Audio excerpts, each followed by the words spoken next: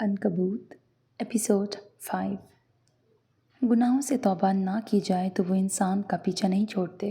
अब्बा अक्सर कहा करते थे, वो गुनाह अजदहे की मानंद हमारे पीछे भागते रहते हैं और जब हम बिना तौबा किए मर जाते हैं तो वो गुनाह हमें निगल जाते हैं उफ़क़, बिल्कुल ऐसे ही जैसे अजदहा निगल जाता है। एडमबर्ग में उतरती है रात पुरसकून होने के साथ साथ रोशन भी थी, लेकिन नर्म मुलायम बिस्तर पर सोया उफ़क़ का वजूद पुरसकून हरगिज़ नहीं था। वो नींद में थी पर उसका जिस्म पसीने से शराबूर था। वो सर को दाएं बाएं झटक रही थी जबकि चेहरे पर वहशत छाई थी। शायद वो किसी बुरे ख्वाब के ज़ेर असर थी। लैंप की मध्यम रोशनी में उसके चेहरे से टपकती वहशत वाज़िया थी। कई लम्हे वो यूं ही तड़पती रही और फिर एक खौफनाक चीख के साथ झटके से उठ बैठी। दिल पसलियाँ तोड़कर बाहर निकलने को तैयार था, जबकि पेशानी पर पसीना चमक रहा था। वो आसपास देखती खुद को बुरे ख्वाब से निकालने की कोशिश करने लगी। हलक खुश्क हो गया। जोसेफ। ख्याल आने पर उसने अपने पहलू में सोए जोसेफ को पुकारा पर उसकी जगह खाली थी। वो कमरे में नहीं था। जोसेफ। वो डरते डरते उसे पुकार रही थी पर शायद वो जा चुका था। वो गहरे सांस लेके खुद को नॉर्मल करने की कोशिश करने लगी। जब से उसे माँ बनने की खुशखबरी मिली थी वो खुश रहने लगी थी, पर अचानक उन ख्वाबों का आना उसे बौखला गया था। वो स्याह अजदहा बहुत ही खौफनाक था जो उसके पीछे भाग रहा था। वो उसे निगल लेने के दर पे था और उफ़क़ उससे जान छुड़ा के भाग रही थी। उसके जहन में औरंगज़ेब की कही गई वो बात गूंजने लगी। सिर झटकते हुए उसने जोसेफ का नंबर मिलाया पर वो फ़ोन नहीं उठा रहा था। 2-3 बार मिलाने के बाद उसने फ़ोन रख दिया और करवट लेके लेट गई। नींद उड़ चुकी थी और अब जहन में जाने क्या क्या घूमने लगा था। पूरी कोशिश के बावजूद वो सो न पाई। जैसे ही आंखें बंद करती वो खौफनाक अजदहा मुँह खोले वारिद हो जाता। वो अब बेचैनी से करवटें बदलने लगी, लेकिन नहीं जानती थी कि आसेबकार वारिद हो चुका था। गुनाहों का आसेबकार जिससे पीछा छुड़ाना नामुमकिन था। ये उफ़क़ औरंगज़ेब के आसेबकार की शुरुआत थी। अचानक शुरू होने वाले उन ख्वाबों का सिलसिला कभी नहीं रुका। जोसेफ ने उसके लिए मुलाज़मा रखी हुई थी जो दिन रात वहीं रहती थी, पर उफ़क़ फिर कभी सुकून की नींद नहीं सो पाई। पहले पहल उसे लगा वो हामला थी, शायद इसीलिए ऐसा हो रहा था, पर जब सिलसिला बढ़ता गया तो उसके लिए मुश्किल हो गया। वो जोसेफ की मौजूदगी में भी चीखते चिल्लाते उठ जाती। ख्वाब भयानक होते गए। कभी वो खुद को आग में जलते महसूस करती, कभी सैकड़ों सांप उसे बेतरह डसते और ये इतने हकीकी होते कि ख्वाब से जाग जाने के बाद भी उसे अपने जिस्म में तकलीफ़ महसूस होती रहती। जब ये सिलसिला नाकाबिले बर्दाश्त हो गया तो जोसेफ उसे साइकोलॉजिस्ट के पास ले गया। उसके सेशन होने लगे। कुछ दिन सुकून रहा, पर फिर से वही सब शुरू हो गया। जैसे जैसे डिलीवरी का वक्त करीब आता गया उफ़क़ की हालत बिगड़ती गई। डॉक्टर्स उसे समझाते कि इतना ज़हनी दबाव बच्चे के लिए ठीक नहीं था, पर यह सब उसके इख्तियार में नहीं था। तुम्हें क्या हो गया है उफ़क़, प्लीज़ ठीक हो जाओ। अभी भी वो चीखते चिल्लाते उठ गई थी। जोसेफ ने उसे नींद की दवा दी थी ताकि वो सुकून से सो सके, पर जैसे सुकून टूट गया था। उसकी आंखों के गिरसियाँ हल्के पड़ चुके थे, रंगत जर्द पड़ गई थी और चेहरे की शादाबी कहीं खो गई थी। उफ़क़ को लगने लगा था वो दुनिया के किसी कोने में भी चली जाती उसे सुकून कभी नहीं मिलता। प्लीज़ उफ़क़, मैं तुम्हें ऐसे नहीं देख सकता। वो सीने से उसका सर लगाए हौले हौले थपक रहा था। उफ़क़ की हालत जोसेफ के लिए नाकाबिले बर्दाश्त थी। वो उसे तकलीफ़ में नहीं देख सकता था। मुझे लगता है अब्बा ने मुझे बद्दुआ दी होगी जोसेफ, इसीलिए ये सब हो रहा है। कई दिनों से उसे औरंगज़ेब का ख़याल सता रहा था। उसे अब लगने लगा था उसकी ये हालत, उसके ये ख्वाब उसके गुनाहों की वजह से थे। ऐसा कुछ नहीं है, ऐसा कुछ नहीं है। वो खुद पर काबू पाते बोला, ऐसा ही है जोसेफ, ऐसा ही है। उसने उसके सीने से सर उठा लिया और फिर उसके पहलू से उठकर उससे दूर होकर सामने बैठ गई। जोसेफ ने उसकी हरकत को महसूस किया पर कहा कुछ नहीं। वो सुनना चाहता था जो उफ़क़ के जहन में चल रहा था। अब्बा कहते थे हमारे गुनाह सांप जैसे होते हैं, पीछा नहीं छोड़ते जब तक उनकी माफ़ी न मिल जाए। वो दाएं हाथ के नाखूनों से बाहिने हाथ की हथेली की पुश्त रगड़ रही थी। करीब ही था वो अपने हाथ को ज़ख्मी कर लेती। उफ़क़, ऐसा कुछ नहीं है, तुमने बातों को सर पे सवार कर लिया है। जोसेफ ने हाथ बढ़ाकर उसे छूना चाहा पर वह बिदक कर पीछे हट गई। उसका वजूद किन आंधियों की जद में था ये जोसेफ समझने से कासिर था, पर उसकी इस हरकत पर जोसेफ साकित हो गया था। ऐसा ही है, ऐसा ही है। یہ میرے گناہ ہیں، یہ مجھے کھا جائیں گے جوزف، وہ سر اٹھاتے ہذیانی انداز میں چلائی۔ جوزف کو وہ حواسوں میں نہیں لگی۔ گناہ کھا جاتے ہیں، گناہ نہیں چھوڑتے جوزف، گناہ کھا جاتے ہیں۔ اس نے گھٹنوں کو سینے تک لے جانے کی کوشش کی، بازوؤں کو لپیٹ لیا، وہ اب رو رہی تھی۔ افق، جوزف تڑپ کر اس کی جانب بڑھا۔ پلیز نہیں، مجھے مت چھوئیں، جائیں یہاں سے۔ وہ اس سے دور بھاگ رہی تھی۔ شاید اس کے دماغ نے تانے بانے بن لیے۔ اس نے اللہ کے حکم کے خلاف جا کے یہ شادی کی تھی۔ اس نے گناہوں کو چن لیا تھا، پھر سکون کہاں سے آتا؟ جوزف جبڑے بھینچے کئی لمحے اسے صدمے سے دیکھتا رہا۔ وہ اب بیڈ پر گر گئی، وہ اب سسک رہی تھی۔ چلے جائیں پلیز۔ وہ جانتی تھی جوزف وہیں کھڑا تھا، وہ اسے ہی دیکھ رہا تھا۔ وہ جانتی تھی اس وقت وہ کن احساسات سے گزر رہا ہوگا، پر وہ کچھ نہیں کر سکتی تھی۔ میں تمہیں چھوڑ کے نہیں جا سکتا افق۔ وہ اس کی جانب جھکا، اسے اپنی آغوش میں لینا چاہتا تھا۔ مجھے مت چھوئیں ورنہ میں مر جاؤں گی۔ افق کی جانب بڑھتا، اس کا ہاتھ وہیں رک گیا۔ وہ تڑپ رہی تھی اور جوزف کو اس پل احساس ہوا کہ وہ اس کی ہو کر بھی اس کی نہیں تھی۔ وہ اس سے بہت دور جا چکی تھی، اور کبھی کبھی محبتیں پا لینے کے بعد بھی ہم بس خالی ہاتھ ہی رہ جاتے ہیں، ہمارے حصے میں کچھ نہیں آتا۔ سپروائزر کے آفس میں اس وقت فجر اور صفدر دونوں آرام دہ کرسیوں پہ بیٹھے تھے۔ بیچ میں رکھا گول میز اور اس کی دوسری جانب رکھا وہ قیمتی ڈبل سیٹر صوفہ تھا جس پہ اس وقت 2 سپروائزرز بیٹھے تھے، ایک میڈم روشنا اور دوسرے سر واصف۔ دونوں اس وقت سنجیدہ تھے۔ میڈم روشنا چھوٹے بالوں والی ایک ماڈرن اور خوبصورت عورت تھیں۔ وہ ڈپارٹمنٹ میں اپنی شخصیت اور اپنے فیشن کے طرز کی بنا پر سب کی پسندیدہ تھیں، جبکہ ان کے برعکس سر واصف تھوڑے سنجیدہ اور سخت مزاج تھے۔ وہ اسٹوڈنٹس کی پرفارمنس پر زیادہ فوکس کرتے تھے۔ آج ان کے پروجیکٹ کی منظوری دی جانی تھی۔ فجر نے کچھ دیر پہلے اپنا آئیڈیا ان کے سامنے رکھ دیا تھا، ایک برائڈل گاؤن۔ سیریسلی، مجھے تم سے یہ امید نہیں تھی فجر، سرمئی رنگ کے ڈریس پینٹ میں ملبوس سر واصف نے افسردگی سے کہا، جبکہ میڈم روشنا کی جانچتی نگاہیں فجر کو ہی دیکھ رہی تھیں۔ انہیں آج وہ پہلی بار اتنے رف حلیے میں نظر آئی تھی، ورنہ وہ تو بڑی نفاست پسند اور کمپوز لڑکی تھی۔ اس کی ڈریسنگ سینس اچھی تھی، اسے پتہ تھا سادگی میں ماڈرن کیسے دکھنا تھا، اسی لیے وہ میڈم روشنا کو پسند تھی۔ میڈم روشنا کے بھورے چھوٹے بال بمشکل کانوں تک آتے تھے۔ اس وقت وہ ایک چست سی اسکرٹ پہ لمبے گھٹنوں تک آتے گرم ٹاپ پہنے ہوئے تھیں، جس کا رنگ سترنگی تھا۔ ان کی اینک سر پہ جمی تھی اور کانوں میں چمکتے ننھے آویزے انہیں حسین بنا رہے تھے۔ یہ عام ڈریس نہیں ہوگا سر، یہ بہت خاص اور منفرد ہوگا۔ آپ کو ہمیں ایک موقع دینا چاہیے۔ جوڑے میں بندھے بالوں سے چند لٹیں پھسل کے نکل گئی تھیں اور اب چہرے کے دونوں جانب جھول رہی تھیں۔ میڈم روشنا اسے دیکھے گئیں۔ انہیں فجر کا پر اعتماد ہونا پسند تھا۔ اس کی اٹھی ہوئی گردن اسے ممتاز بناتی تھی۔ وہ اپنی غلطی پر نظریں جھکا لیتی تھی پر گردن کبھی نہیں جھکاتی تھی۔ میڈم روشنا جانتی تھیں فجر میں بہت پوٹینشیل تھا، وہ بہت آگے جا سکتی تھی۔ پورے ہفتے غائب رہ کے تم ایک برائڈل ڈریس کا آئیڈیا لے کے آئی ہو؟ مجھے تم سے کسی دھماکے دار آئیڈیا کی امید تھی۔ وہ ابھی بھی مایوس نظر آ رہے تھے۔ وہ سر دراصل فجر کے فادر کی ڈیتھ ہو گئی تھی، صفدر نے صفائی پیش کرتے بات ادھوری چھوڑ دی۔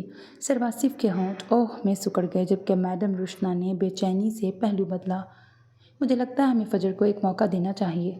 میڈم روشنا کی آواز ابھری۔ فجر نے نظریں اٹھا کے انہیں دیکھا۔ I am sorry for your loss. میں تمہاری نقصان کے لیے معذرت خواہ ہوں، لیکن میں تمہارا آئیڈیا سننا پسند کروں گی۔ کچھ تیار کیا ہے؟ ان کی بات پر فجر کی آنکھیں چمک اٹھیں اور صفدر تو بشاشت سے کھل اٹھا۔ اس نے فٹافٹ فائل سے وہ چند اسکیچز نکالے جو فجر نے ڈیزائن کیے تھے اور پھر اٹھ کر میڈم روشنا کو پکڑائے۔ خوب! پہلا ڈیزائن دیکھتے ہی میڈم روشنا کی آنکھیں چمک اٹھیں، جبکہ سر واصف بھی کسی حد تک اب متفق نظر آ رہے تھے۔ کچھ دیر تک وہ سارے ڈیزائن دیکھ چکے تھے، جبکہ فجر اب میز کے دوسری جانب کھڑی انہیں اپنا ڈیزائن سمجھانے کی کوشش کر رہی تھی۔ اس کے خوبصورت ہاتھ بات کرتے وقت ایک خاص انداز میں ہلتے تھے۔ آدھی باتیں تو وہ وہی سمجھا دیتے تھے۔ وہ اپنے آئیڈیاز کو بہت وضاحت سے بیان کرتی تھی۔ اب وہ اپنے ہاتھ سے اپنی داہنی آنکھ کے گرد گول دائرہ بنا رہی تھی اور پھر اس نے گردن کے بائیں جانب کندھے کے قریب انگلی رکھی۔ اس کی شال کندھوں پہ بکھری ہوئی تھی، اس کے سلکی بال جوڑے سے نکلنے کو بےتاب تھے۔ میڈم روشنا کی نظریں رشک سے اسے تک رہی تھیں جیسے جیسے وہ بیان کرتی جا رہی تھی۔ میڈم روشنا کی آنکھوں کی چمک بڑھتی گئی۔ مستقبل کی ایک عظیم کاسٹیوم ڈیزائنر ان کے سامنے کھڑی تھی، بس اسے تھوڑا تراشنے کی ضرورت تھی۔ جوزف پیلس میں منعقد ہونے والی کرسمس پارٹی کے بعد بہت کچھ بدل گیا تھا۔ اس رات مسٹر جوزف کے ساتھ لی گئی ولیم کی تصویریں ہر جگہ وائرل تھیں۔ وہ اور جارج لائم لائٹ میں تھے، پر ولیم پر زیادہ فوکس کیا جا رہا تھا۔ تم جوزف پیٹرسن کے بیٹے ہو، تم نے کبھی بتایا نہیں؟ ڈپارٹمنٹ میں اسے عجیب نظروں سے دیکھا جاتا، کئی حسد کی ہوتی تو کئی رشک کی، اور یہی سب ولیم نہیں چاہتا تھا۔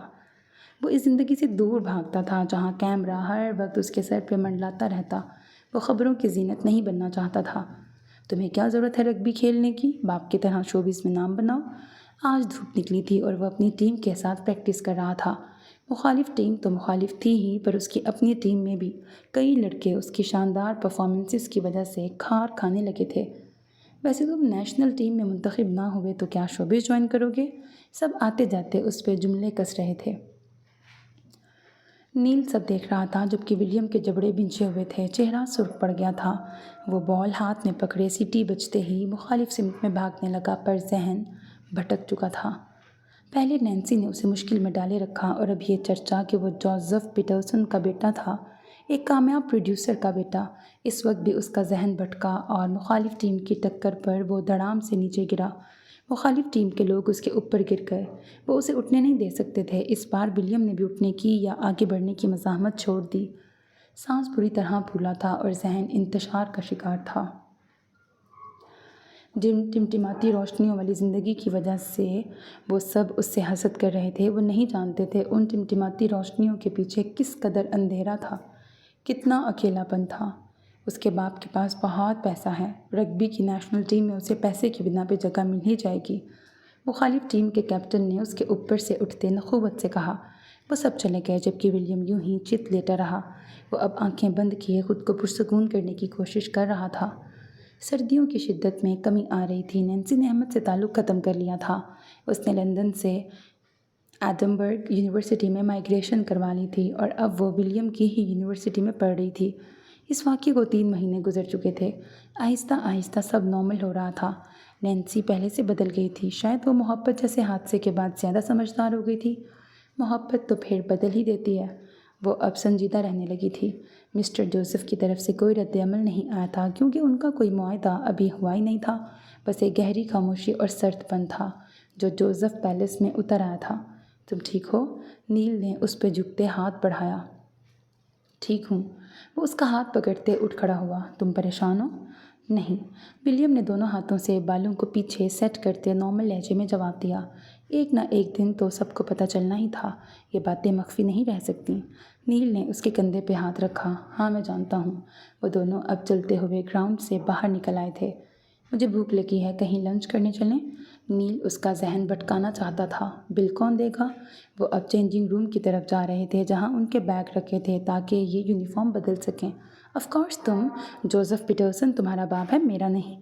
نیل نے اپنے لاکر سے بیگ نکالتے کہا، چہرے پر خباثت بھری مسکراہٹ تھی۔ میرے باپ کی دولت میرے اکاؤنٹ میں نہیں ہے، ولیم اسی کے انداز میں بولا۔ وہ اپنے لاکر سے فون نکالے اب نینسی کا نمبر ملا رہا تھا تاکہ اس سے پوچھ کر اسے ساتھ لے جا سکے، لیکن اسے حیرانی ہوئی، نینسی کا نمبر بند جا رہا تھا۔ اس نے گہرا سانس لیتے فون واپس رکھا اور اپنے کپڑے اٹھاتے باتھ روم میں گھس گیا۔ تقریباً 10 منٹ بعد وہ دونوں ڈپارٹمنٹ سے نکل کر ولیم کی گاڑی کی طرف بڑھ رہے تھے۔ ولیم کو حال ہی میں اپنی 22ویں سالگرہ پر یہ گاڑی ملی تھی، بلکہ یوں کہنا مناسب ہوگا اس نے منہ پھاڑ کے مانگی تھی۔ تم دونوں کو اس بار کیا گفٹ چاہیے؟ مسٹر جوزف نے ان کی سالگرہ سے 2 دن پہلے پوچھا تھا۔ یہ پہلی بار تھا کیونکہ بچے اب بڑے ہو گئے تھے، اس لیے مسٹر جوزف نے پوچھ لیا۔ کھانے کی میز پر بیٹھے سبھی افراد حیران ہوئے تھے۔ مجھے کچھ نہیں چاہیے انکل، نینسی نے مسکرا کے انکار کر دیا۔ وہ پہلے ہی سب کو بہت تنگ کر چکی تھی، اور حالیہ اس کی مائیگریشن ہوئی تھی، وہ انہیں مزید تنگ نہیں کرنا چاہتی تھی۔ اور تمہیں؟ مسٹر جوزف نے سکون سے کھانا کھاتے ولیم کو دیکھا۔ Honda civic RSE AGV۔ منہ پھاڑ کے کہتے ولیم نے مسٹر جوزف کو ساکت کر دیا۔ یقیناً وہ پوچھ کر پچھتائے ہوں گے۔ نینسی نے حیرانی سے اسے دیکھا۔ واقعی؟ مسٹر جوزف نے جانچتی نگاہوں سے اسے دیکھا۔ کیا وہ سنجیدہ تھا؟ آپ نے پوچھا، میں نے بتا دیا۔ اگر آپ نہیں افورڈ کر سکتے تو اٹس اوکے، وہ سکون سے کہتے انہیں سلگا دیتا تھا۔ اور پھر اگلی صبح جوزف پیلس کے باہر چمچماتی گاڑی کھڑی تھی۔ تم منہ پھٹ ہو گئے ہو ولیم؟ اس کی پہلی ڈرائیو میں نینسی اس کے ساتھ تھی۔ وہ نہ پوچھتے تو میں نہ مانگتا، انہوں نے خود کلہاڑی پر پاؤں مارا ہے، اس میں میری غلطی نہیں ہے۔ میں دیکھ رہی ہوں تم انکل کو بہت تنگ کرنے لگے ہو، یوں کہو کہ زندگی کا مزہ لینے لگا ہوں۔ گاڑی سٹارٹ کرتے اس نے نینسی کو دیکھا، آنکھوں میں شرارت ہی شرارت تھی، جبکہ نینسی اسے گھور کے رہ گئی۔ پہلی گاڑی کا نام اس نے سینوریٹا رکھا تھا اور نیل کو اس کی یہ سینوریٹا بہت پسند آئی تھی۔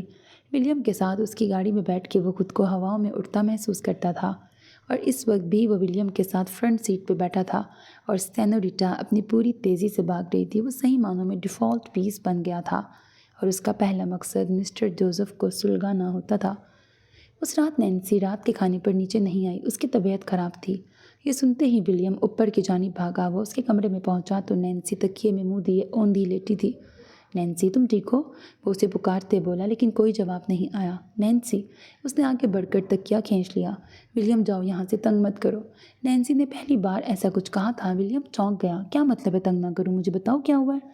اس نے تکیہ نینسی کے سر پہ مارا۔ وہ اٹھ بیٹھی اور اس کا چہرہ دیکھ کے ولیم ساکت ہو گیا۔ وہ شاید رو رہی تھی، آنکھوں کے پپوٹے سوجے ہوئے تھے۔ تم ٹھیک ہو نا؟ وہ اس کے قریب بیٹھتے بولا۔ کچھ ٹھیک کیوں نہیں ہو رہا ولیم؟ سب چاہنے کے باوجود ٹھیک کیوں نہیں ہو رہا؟ وہ گھٹی گھٹی آواز میں بولی، مجھے بتاؤ کسی نے کچھ کہا ہے؟ وہ بے چین ہوا۔ نینسی نے یوں ہی بیٹھے بیٹھے آنکھیں موند لیں۔ مجھے لگا تھا میں اسے بھول گئی ہوں، مجھے لگا سب ٹھیک ہو گیا ہے، پر دیکھو میں اسے نہیں بھولی، کچھ ٹھیک نہیں ہوا۔ وہ بولتی گئی اور ولیم ساکت بیٹھا اسے سنتا گیا۔ احمد کی کال آئی تھی ولیم، ویڈیو کال۔ وہ ہسپتال میں ہے، اس کا ایکسیڈنٹ ہوا ہے، اس کی حالت بری ہے ولیم۔ اور اسے دیکھتے ہی مجھے احساس ہوا کہ میں تو خود کو دھوکہ دے رہی تھی۔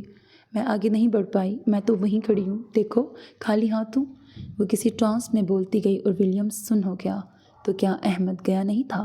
وہ تو بھول گیا تھا اور اسے لگا تھا نینسی بھی بھول گئی ہوگی، پر شاید وہ نہیں جانتا تھا محبتیں یوں آسانی سے بھلائی نہیں جاتیں، وہ یوں پیچھا نہیں چھوڑتی ہیں۔ اسے لگا جیسے 3 ماہ گزرے ہی نہیں تھے۔ وقت واپس جا کھڑا ہوا۔ نینسی، ولیم نے ہولے سے پکارا۔ میں اس کے ساتھ جینا چاہتی ہوں ولیم، کیا میری یہ خواہش بہت بڑی ہے؟ اس نے آنکھیں کھولیں، پل بھر کو دونوں کی نظریں ٹکرائیں۔ بتاؤ نا ولیم، کیا یہ ناممکن ہے؟ وہ کہتا ہے سب مجھ پہ منحصر ہے، پھر میں اپنی محبت کو کیسے اپنے ہاتھوں سے کھو دوں؟ وہ آج سراپا سوال تھی اور ولیم کے پاس جواب نہیں تھے۔ صرف کسی شخص کے لیے اپنا مذہب تبدیل کرنا اسے نہیں پسند تھا۔ وہ نینسی کو کیا جواب دیتا، جبکہ نینسی جن احساسات سے گزر رہی تھی اسے بس وہ سمجھ سکتی تھی۔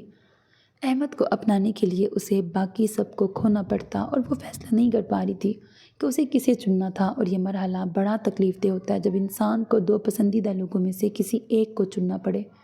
اس نے تمہارا نمبر کیسے ڈھونڈا؟ دیکھتے ہی دیکھتے ولیم کے تاثرات تن گئے۔ نینسی نے مائیگریشن کروا لی تھی، نمبر بدل لیا تھا۔ پھر وہ شخص آخر کہاں سے آ گیا تھا؟ مجھے نہیں پتا، وہ بس اتنا ہی کہہ پائی۔ ولیم نے اس کا فون اٹھایا۔ نمبر بتاؤ مجھے۔ یہ احمد جو بھی تھا پر اصرار تھا۔ نینسی کے پاس اس کی کوئی تصویر نہیں تھی، کوئی ڈیٹا نہیں تھا۔ پہلا نمبر اس نے نینسی سے نہیں لیا تھا کیونکہ وہ ان دونوں کے درمیان نہیں آنا چاہتا تھا، پر اب معاملہ عجیب ہو گیا تھا۔ آخر اس نے نینسی کا نیا نمبر کیسے ڈھونڈا تھا؟ ولیم کو اب فکر ہو رہی تھی۔ اس نے نینسی کے فون سے نمبر لے کر اپنے فون سے ملایا، پر وہ بند جا رہا تھا۔ وہ بے چینی سے کمرے میں ٹہلنے لگا، دماغ گھوم گیا۔ ولیم پلیز ہیلپ می، مجھ سے یہ سب برداشت نہیں ہو رہا ہے۔ میں نے اس کے بنا جینے کی کوشش کی ہے، پر مجھے اس کے بنا جینا نہیں آتا۔ نینسی کی بات پہ ولیم کا دل کسی نے مٹھی میں پکڑ کے بھینچ دیا۔ اس کے چہرے پہ مسکان ابھری، زخمی مسکراہٹ، خود کا مذاق اڑانے والی۔ اسے لگتا تھا وہ اور نینسی ہمیشہ ساتھ رہیں گے، پر اسے اب پتہ چلا تھا نینسی ان کی نہیں رہی تھی۔ وہ گہرا سانس لیتے اس کے سامنے آ بیٹھا، ایک ٹانگ بیڈ پہ جمائے جبکہ دوسری نیچے لٹک رہی تھی۔ تم جانتی ہو نا نینسی تم کیا کہہ رہی ہو؟ یا وہ ہوگا یا ہم سب، تم ہمیں چھوڑ دو گی؟ وہ اسے سوالیہ نظروں سے دیکھتا رہا۔ کتھئی آنکھوں میں خوف بھی تھا، کہیں نینسی نے اسے چن لیا تو۔ نینسی کئی ثانیہ اسے دیکھتی رہی اور پھر سر جھکا گئی۔ ولیم نے اپنے دل کو رکتے محسوس کیا۔ اوکے اوکے، میں سمجھ گیا۔ وہ جھٹکے سے اٹھ کھڑا ہوا، آنکھوں میں بے یقینی تھی۔ ان کی نینسی ان کی نہیں رہی تھی۔ نینسی نے کسی اور کی محبت کو چن لیا تھا۔ دل کی تکلیف بڑھتی گئی، چہرے میں ابھی تک بے یقینی تھی اور آنکھوں میں استہزاء۔ M out. اس نے دونوں ہاتھ کھڑے کر دیے۔ تمہیں جو ٹھیک لگتا ہے وہ کرو، میں تمہیں نہیں روکوں گا۔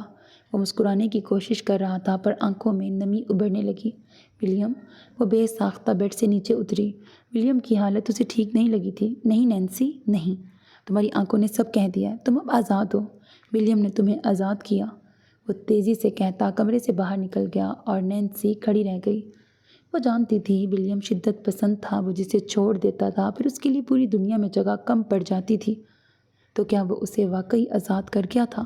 نینسی کو اپنا سر چکراتا محسوس ہوا۔ اس نے بیڈ پہ بیٹھتے بے ساختہ اپنے سر کو تھاما۔ وہ اس کی خوشی کے لیے خود کو بیچنے کے لیے تیار تھا۔ پھر یہ سب کیوں ہو رہا تھا؟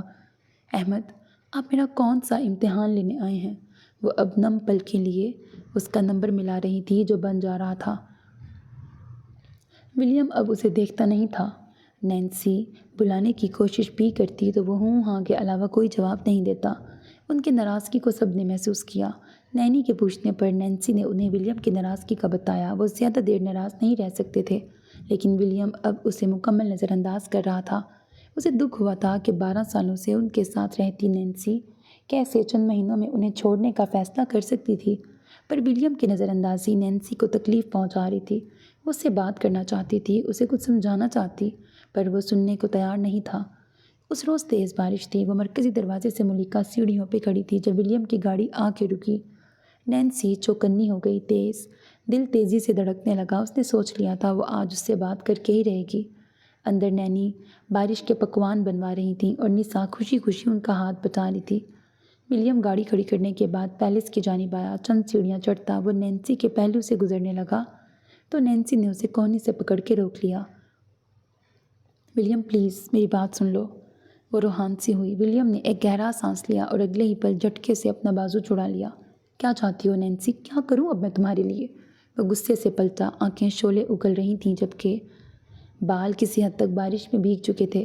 ہیلپ می پلیز، نینسی نے التجا کی۔ کیا ہیلپ چاہیے اب تمہیں میری؟ ہاں بولو، کیا کروں تمہارے لیے؟ وہ پہلی بار اس پہ چلایا تھا۔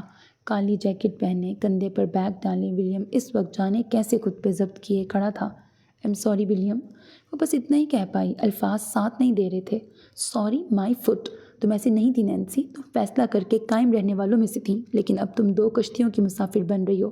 فیصلہ کر لو تمہیں کیا چاہیے اور اس پہ قائم رہو پلیز۔ وہ غصے سے کہتا اندر کی جانب بڑھا۔ ایسے مت بولو ولیم، میں مر جاؤں گی۔ نینسی نے اس کے قدموں میں زنجیر ڈالی۔ وہ رک گیا، پھر پلٹا۔ اس کے چہرے پر بے یقینی تھی۔ تم کون ہو؟ وہ اس کی جانب بڑھا اور عین سامنے آ کھڑا ہوا۔ میں تمہیں نہیں جانتا، تم میری نینسی نہیں ہو۔ اسے بلیک میلنگ کی ضرورت نہیں پڑتی، وہ اتنی بزدل نہیں ہے۔ میں تمہیں نہیں جانتا، کون ہو تم؟ وہ ہولے ہولے کہتا الٹے قدموں اس سے دور ہونے لگا۔ پھر وہ پلٹ گیا۔ آنکھوں میں بے یقینی ہی بے یقینی تھی۔ تابڑ توڑ بارش یوں ہی برستی رہی اور اس کے ساتھ نینسی کا دل روتا رہا۔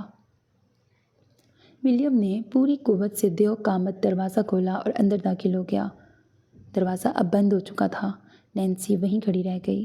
ایک محبت اس سے اس کا سب کچھ چھین رہی تھی اور وہ کچھ نہیں کر پا رہی تھی۔ ایک آخری کال، ایک آخری التجا، ایک آخری دیدار، ایک آخری رشتہ، ایک آخری سسکی اور پھر ایک آخری رات۔ موت کسی آخری خواہش کو پناہ نہیں دیتی۔ یہ ہفتہ بعد کی بات تھی۔ اس رات بھی موسم ابر آلود تھا۔ موری فیلڈ میں موجود رگبی اسٹیڈیم اس وقت عوام سے کھچا کھچ بھرا ہوا تھا۔ اسٹیڈیم میں جلتے برقی کمکموں نے دن کا سماں باندھ دیا تھا۔ چاروں جانب سے شور ابھر رہا تھا۔ آج اس اسٹیڈیم میں اسکاٹ لینڈ کی 2 ٹیمیں آمنے سامنے تھیں۔ ایک ایڈنبرگ کی ٹیم جس میں ولیم تھا۔ پچھلے 1 ہفتے سے ان کے میچ چل رہے تھے۔ آج فائنل تھا۔ فائنل میں ولیم کی ٹیم پہنچ چکی تھی جبکہ دوسری ٹیم گلاسگو سے آئی تھی۔ یہ بہترین موقع تھا ان سب کے پاس نیشنل ٹیم میں جانے کا۔ ولیم اپنی پوری ہمت لگا رہا تھا۔ اس کا جسم پسینے سے شرابور تھا۔ ماتھے پہ بندھی پٹی پر گرتے بال اور سرخ چہرہ لیے وہ صرف جیتنے آیا تھا۔ سامان میں رکھا فون کب سے بج رہا تھا۔ نینسی کا نمبر جگمگ کر رہا تھا۔ نینسی اس کی ناراضگی کی وجہ سے میچ دیکھنے بھی نہیں آئی تھی اور یہ بات ولیم کو غصہ دلا رہی تھی اور اس کا یہ غصہ اسے مزید جنونی بنا رہا تھا۔ وہ رگبی کو اپنا جنون بنا چکا تھا اور اس لیے اب جنونی بنا کھیل رہا تھا۔ جب بریک ٹائم ہوا تو وہ اپنے سامان تک آیا۔ نینسی کی کئی کالز تھیں، ایک پل کو وہ اسے فون کرنے لگا پر اگلے ہی پل اس کے ہاتھ رک گئے۔ اس نے جبڑے بھینجتے فون واپس رکھ دیا۔ بادل زور سے گرجے اور ٹپ ٹپ بارش برسنے لگی۔ یہ آخری راؤنڈ تھا، دونوں ٹیمیں اب تک سکور کے معاملے میں برابر چل رہی تھیں۔ ایک سیٹی بجی اور آخری راؤنڈ شروع ہوا۔ بال پکڑے ولیم کی ٹیم کے کچھ لڑکے ادھر ادھر بھاگتے دکھائی دیے۔ ولیم چوکن نہ کھڑا تھا، بال نیل کے ہاتھ میں تھا۔ ولیم، وہ زور سے چلایا۔ وقت جیسے رک گیا، شور کرتا اسٹیڈیم ساکت ہوا۔ نیل نے اسے پکارتے بال اس کی جانب پھینکا۔ ٹپ ٹپ گرتا پانی اب ولیم کے بالوں سے بھی ٹپک رہا تھا۔ گہرے سانس لیتا ولیم اچھلا اور اس نے بال کو تھام لیا۔ وقت پھر سے چل پڑا، شور کی آواز ابھری۔ اب وہ بال کو تھامے بھاگ رہا تھا۔ کئی کھلاڑی اس سے ٹکرائے لیکن اس نے ٹھان لیا تھا وہ نہیں گرے گا۔ وہ سب سے ٹکراتا، سب کو گراتا آگے بڑھ رہا تھا۔ وہ ان گول ایریا میں بڑھ رہا تھا۔ قریب تھا کہ وہ گول کر دیتا، اسے گرا لیا گیا۔ وہ سب اس پہ جھک گئے، وہ اسے آگے بڑھنے سے روک رہے تھے۔ ولیم نے اپنی پوری قوت لگائی، وہ زور سے چلایا اور سب کو دھکیلتا دوبارہ اٹھا، اور پھر اگلے ہی لمحے وہ لمبی چھلانگ بھرتا منہ کے بل گول ایریا میں گرا تھا۔ لوگ منہ کھولے اسے دیکھ رہے تھے۔ پل بھر کو شور مدھم ہوا اور اس کے گول کرتے ہی پورا اسٹیڈیم گونج اٹھا۔ ایڈنبرگ ٹیم جیت چکی تھی۔ وہ بال لیے اٹھ کھڑا ہوا، اس کی ٹیم اس کی جانب بڑھی، وہ سب چلا رہے تھے۔ بارش تیز ہو گئی، جیت کا اعلان ہو چکا تھا۔ سب آ کر ولیم سے چپک گئے، گلا پھاڑ پھاڑ کر ہوٹنگ کی جا رہی تھی۔ وہ خوش تھا، بہت خوش۔ نیل کچھ کہہ رہا تھا پر کان پڑی آواز سنائی نہیں دے رہی تھی۔ کچھ دیر بعد وہ اپنے فون کو لینے واپس اپنے سامنے کی طرف آیا تو نینسی نے اسے ایک ویڈیو بھیجا ہوا تھا۔ ولیم کی بھویں سکڑ گئیں۔ اس نے ویڈیو کھولا تو اگلے ہی پل اسے اسٹیڈیم تباہ ہوتا محسوس ہوا۔ ولیم، پلیز ہیلپ می، میں مر جاؤں گی ولیم۔ ویڈیو واضح نہیں تھا، وہ جنگل میں تھی، ان کے فیورٹ اسپاٹ پر۔ وہ خوف زدہ تھی، وہ رو رہی تھی۔ ولیم نے بے ساختہ چاروں جانب دیکھا، وقت پھر سے رک گیا۔ اس کی ٹیم اب لائن بنائے آگے بڑھ رہی تھی، انہیں ٹرافی ملنی تھی۔ وہ لڑکھڑا گیا، شور ساکت ہوا، کچھ غلط ہونے کا احساس ہوا، سب سلو موشن میں چلا گیا۔ اس نے پھر سے ویڈیو چلایا۔ پلیز ہیلپ می ولیم، وہ اس سے ہی مخاطب تھی۔ کانچ کی مانند کچھ ٹوٹا اور اگلے ہی پل ولیم نے خود کو بھاگتے ہوئے پایا۔ بارش تیز ہو گئی تھی۔ ولیم، کہاں جا رہے ہو؟ نیل نے اسے پکارا۔ لوگ اسے دیکھ رہے تھے پر ولیم کو یاد رہا تو اتنا کہ نینسی مصیبت میں تھی۔ وہ سر پٹ بھاگ رہا تھا۔ نیل پہلے اسے دیکھتا رہا، پھر وہ بھی سب چھوڑ چھاڑ کر اس کے پیچھے لپکا۔ 10 منٹ لگے تھے اسے اپنی مخصوص جگہ پہنچنے میں، اور وہاں پہنچتے ہی وہ منہ کے بل گرا۔ نیل اس کے پیچھے تھا۔ ولیم کی آنکھیں حیرت اور خوف سے پھٹ گئیں۔ رات کے اس پہر تیز برستی بارش جنگل میں واضح سنائی دے رہی تھی۔ وہ گرا، پھر اس نے اٹھنے کی کوشش کی پر اگلے ہی پل وہ پھر سے گر گیا۔ اس کی آنکھیں وحشت سے پھٹی رہ گئی تھیں۔ اس کے عین سامنے جہاں ان کے ہیموک لگے تھے وہاں بیچوں بیچ نینسی کی لاش جھول رہی تھی۔ درخت کے موٹے تنے سے بندھی رسی نینسی کے گلے میں تھی، اس کی گردن ایک جانب ڈھلکی ہوئی تھی۔ نیل جیسے ہی وہاں پہنچا وہ نینسی کو دیکھ کر گرتے گرتے بچا۔ اس نے بے ساختہ منہ پہ ہاتھ رکھ لیے۔ وہ برقی کمکمے جو نینسی اور ولیم نے وہاں لگائے وہ سب جل رہے تھے، اور ان کے درمیان جھولتی نینسی کی لاش واضح تھی۔ نینسی؟ ولیم کو جیسے ہی ہوش آیا وہ تڑپ کر اس کی جانب بھاگا۔ اس نے قریب جا کر نینسی کی لٹکتے جسم کو تھام لیا۔ وہ اسے ٹانگوں سے تھامے سہارا دینے کی کوشش کر رہا تھا۔ نینسی، نینسی، وہ بری طرح چلا رہا تھا۔ اس کی حالت بگڑ گئی تھی، ایسا تو اس نے کبھی خواب میں بھی نہیں سوچا تھا۔ نیل کو جیسے ہوش آیا وہ جلدی سے آگے بڑھا اور نیچے گرا میز سیدھا کر کے رکھا، پھر تیزی سے اوپر چڑھا۔ وہ اب نینسی کے گلے سے رسی کھول رہا تھا۔ اگلے چند لمحوں میں اسے نیچے اتار لیا گیا۔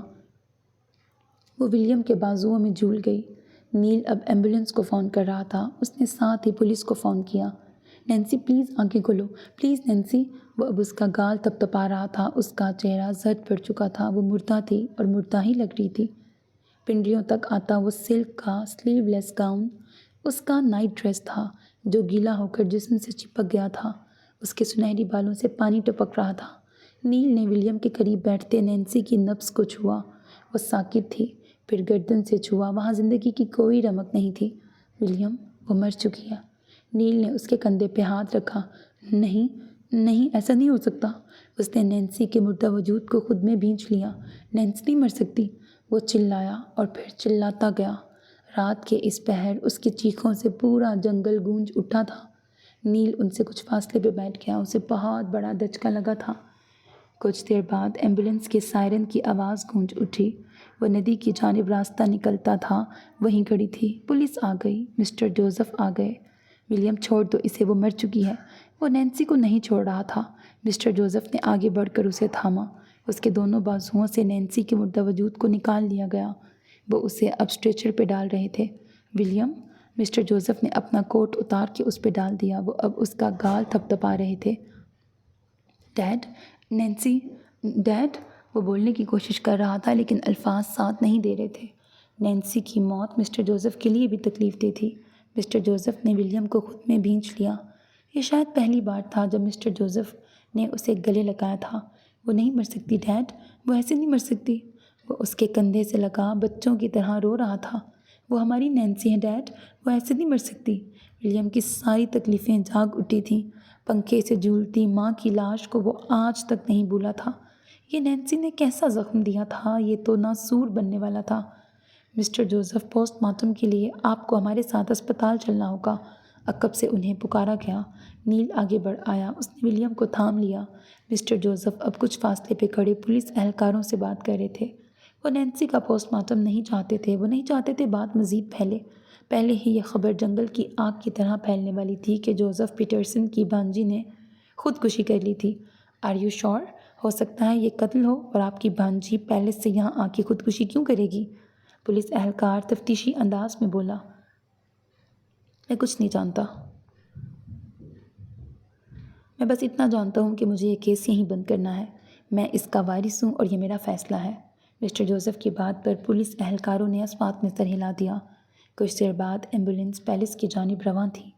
ولیم اب مسٹر جوزف کی گاڑی میں سپاٹ چہرہ لیے بیٹھا تھا، بالکل سپاٹ۔ اس کا چہرہ لٹھے کی مانند سفید تھا۔ وہ نہیں جانتا تھا آس پاس کیا ہو رہا تھا۔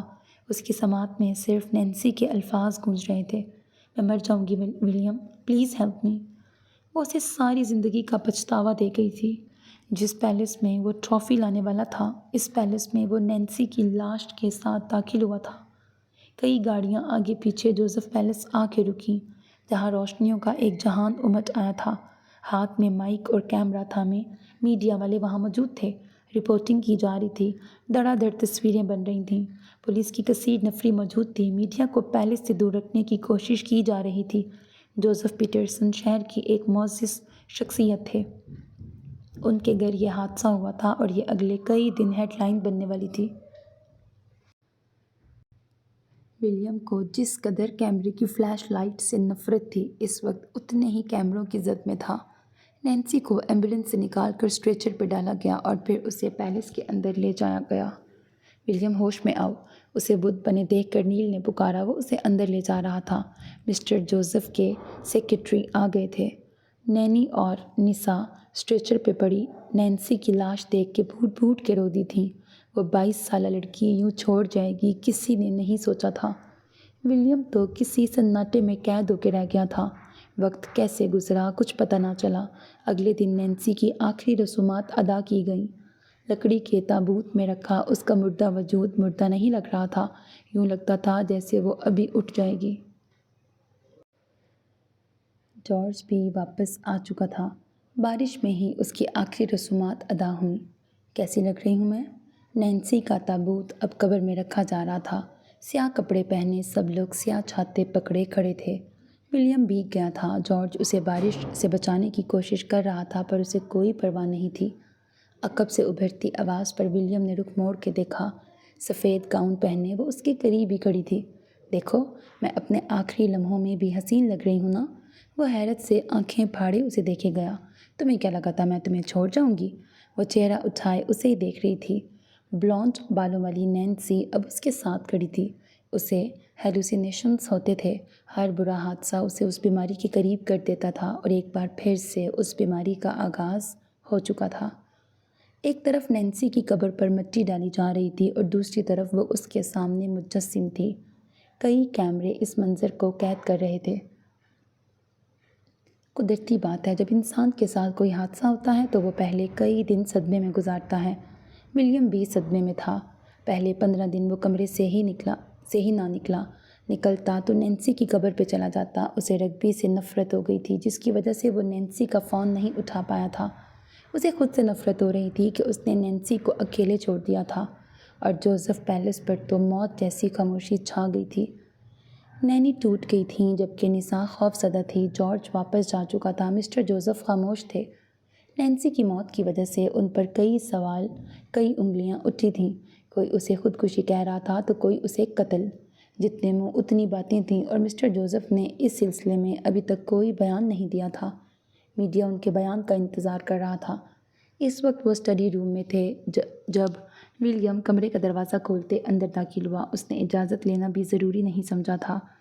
وہ آج دن میں نینسی کی بھیجی ویڈیو دوبارہ دیکھ رہا تھا۔ جب اسے نینسی کے موبائل کا خیال آیا، اس نے سب سے پہلے جارج کو فون کیا۔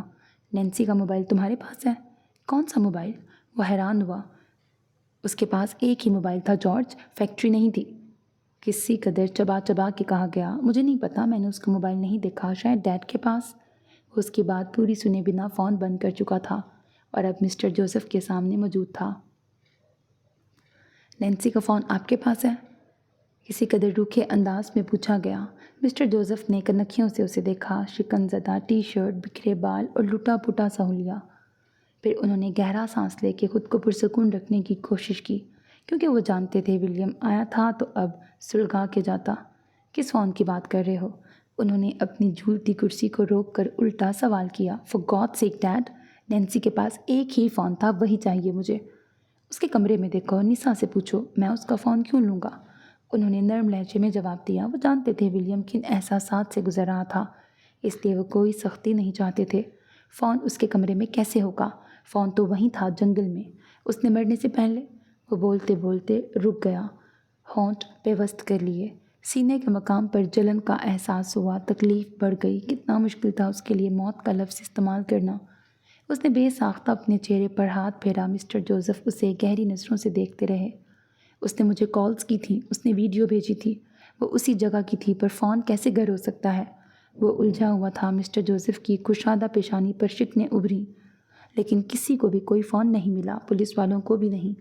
ویسے بھی یہ کیس میں مکمل طور پہ بند کروا چکا ہوں، تم کیا چاہتے ہو اب؟ مسٹر جوزف کے ٹھنڈے لہجے پر ولیم نے افسوس سے انہیں دیکھا۔ ڈیڈ، آپ نینسی کے ساتھ ایسا کیسے کر سکتے ہیں؟ وہ ضبط سے چلایا۔ کتھئی آنکھیں لہو ٹپکا رہی تھیں۔ اس کا بس نہیں چل رہا تھا وہ دنیا کو آگ لگا دے۔ جو اس نے ہمارے ساتھ کیا وہ کیا تھا؟ مسٹر جوزف زخمی تھے۔ نینسی کی اس موت نے ان کے بھی کئی زخم ادھیڑ دیے تھے، پر وہ محسوس نہیں کروانا چاہتے تھے۔ ڈیڈ، وہ خودکشی نہیں کر سکتی، ولیم نے دہائی دی۔ مسٹر جوزف کرسی سے اٹھ کھڑے ہوئے۔ پینٹ کی جیبوں میں ہاتھ ڈالتے وہ ولیم کے عین سامنے آ کھڑے ہوئے، اپنی سیاہ آنکھیں ولیم کی قطعی آنکھوں میں گاڑ دیں۔ تو پھر یہ بات مان لو کہ میں نے اس کا خون کیا ہے، کیونکہ تیسرا آپشن نہیں بچتا، وہ خون جما دینے والے سرد لہجے میں بولے۔ ولیم پل بھر کو ساکت ہوا۔ ان کی ساکھ کو جو نقصان پہنچا تھا یہ وہی جانتے تھے۔ عجیب و غریب باتیں بن رہی تھیں، یہاں تک کہا جا رہا تھا کہ ولیم اور نینسی ایک دوسرے کو پسند کرتے تھے، اور مسٹر جوزف ان کے رشتے کے لیے نہیں مانے، اس لیے نینسی نے خودکشی کر لی۔ اب وہ کتنوں کا منہ پکڑتے؟ میڈیا کئی دنوں سے جوزف پیٹرسن پر خبریں چھاپ کر کمائی کر رہا تھا۔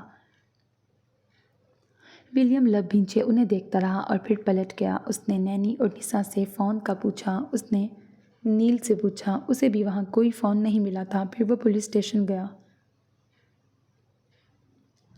دیکھیے، ہمیں جائے وقوع پر کچھ نہیں ملا۔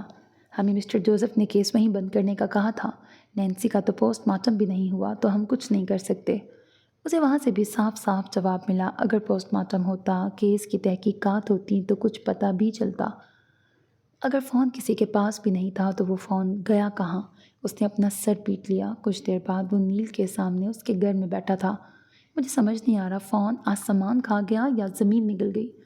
وہ ہاتھوں میں چہرہ گرائے بیٹھا تھا۔ میں جانتا ہوں یہ بہت بڑا حادثہ ہے ولیم، پر اس سے باہر نکلنے کی کوشش کرو۔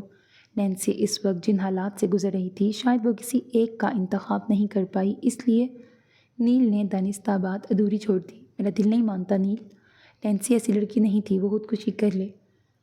پھر وہ مجھے ویڈیو کیوں بھیجتی؟ مجھے کچھ سمجھ نہیں آ رہا۔ سر میں درد کی ٹیز اٹھ رہی تھی۔ نیل اسے تعصب سے دیکھتا رہا۔ اس کی پڑھائی، اس کا رگبی سب بیچ میں ہی رہ گیا تھا۔ نینسی اسے توڑ پھوڑ گئی تھی۔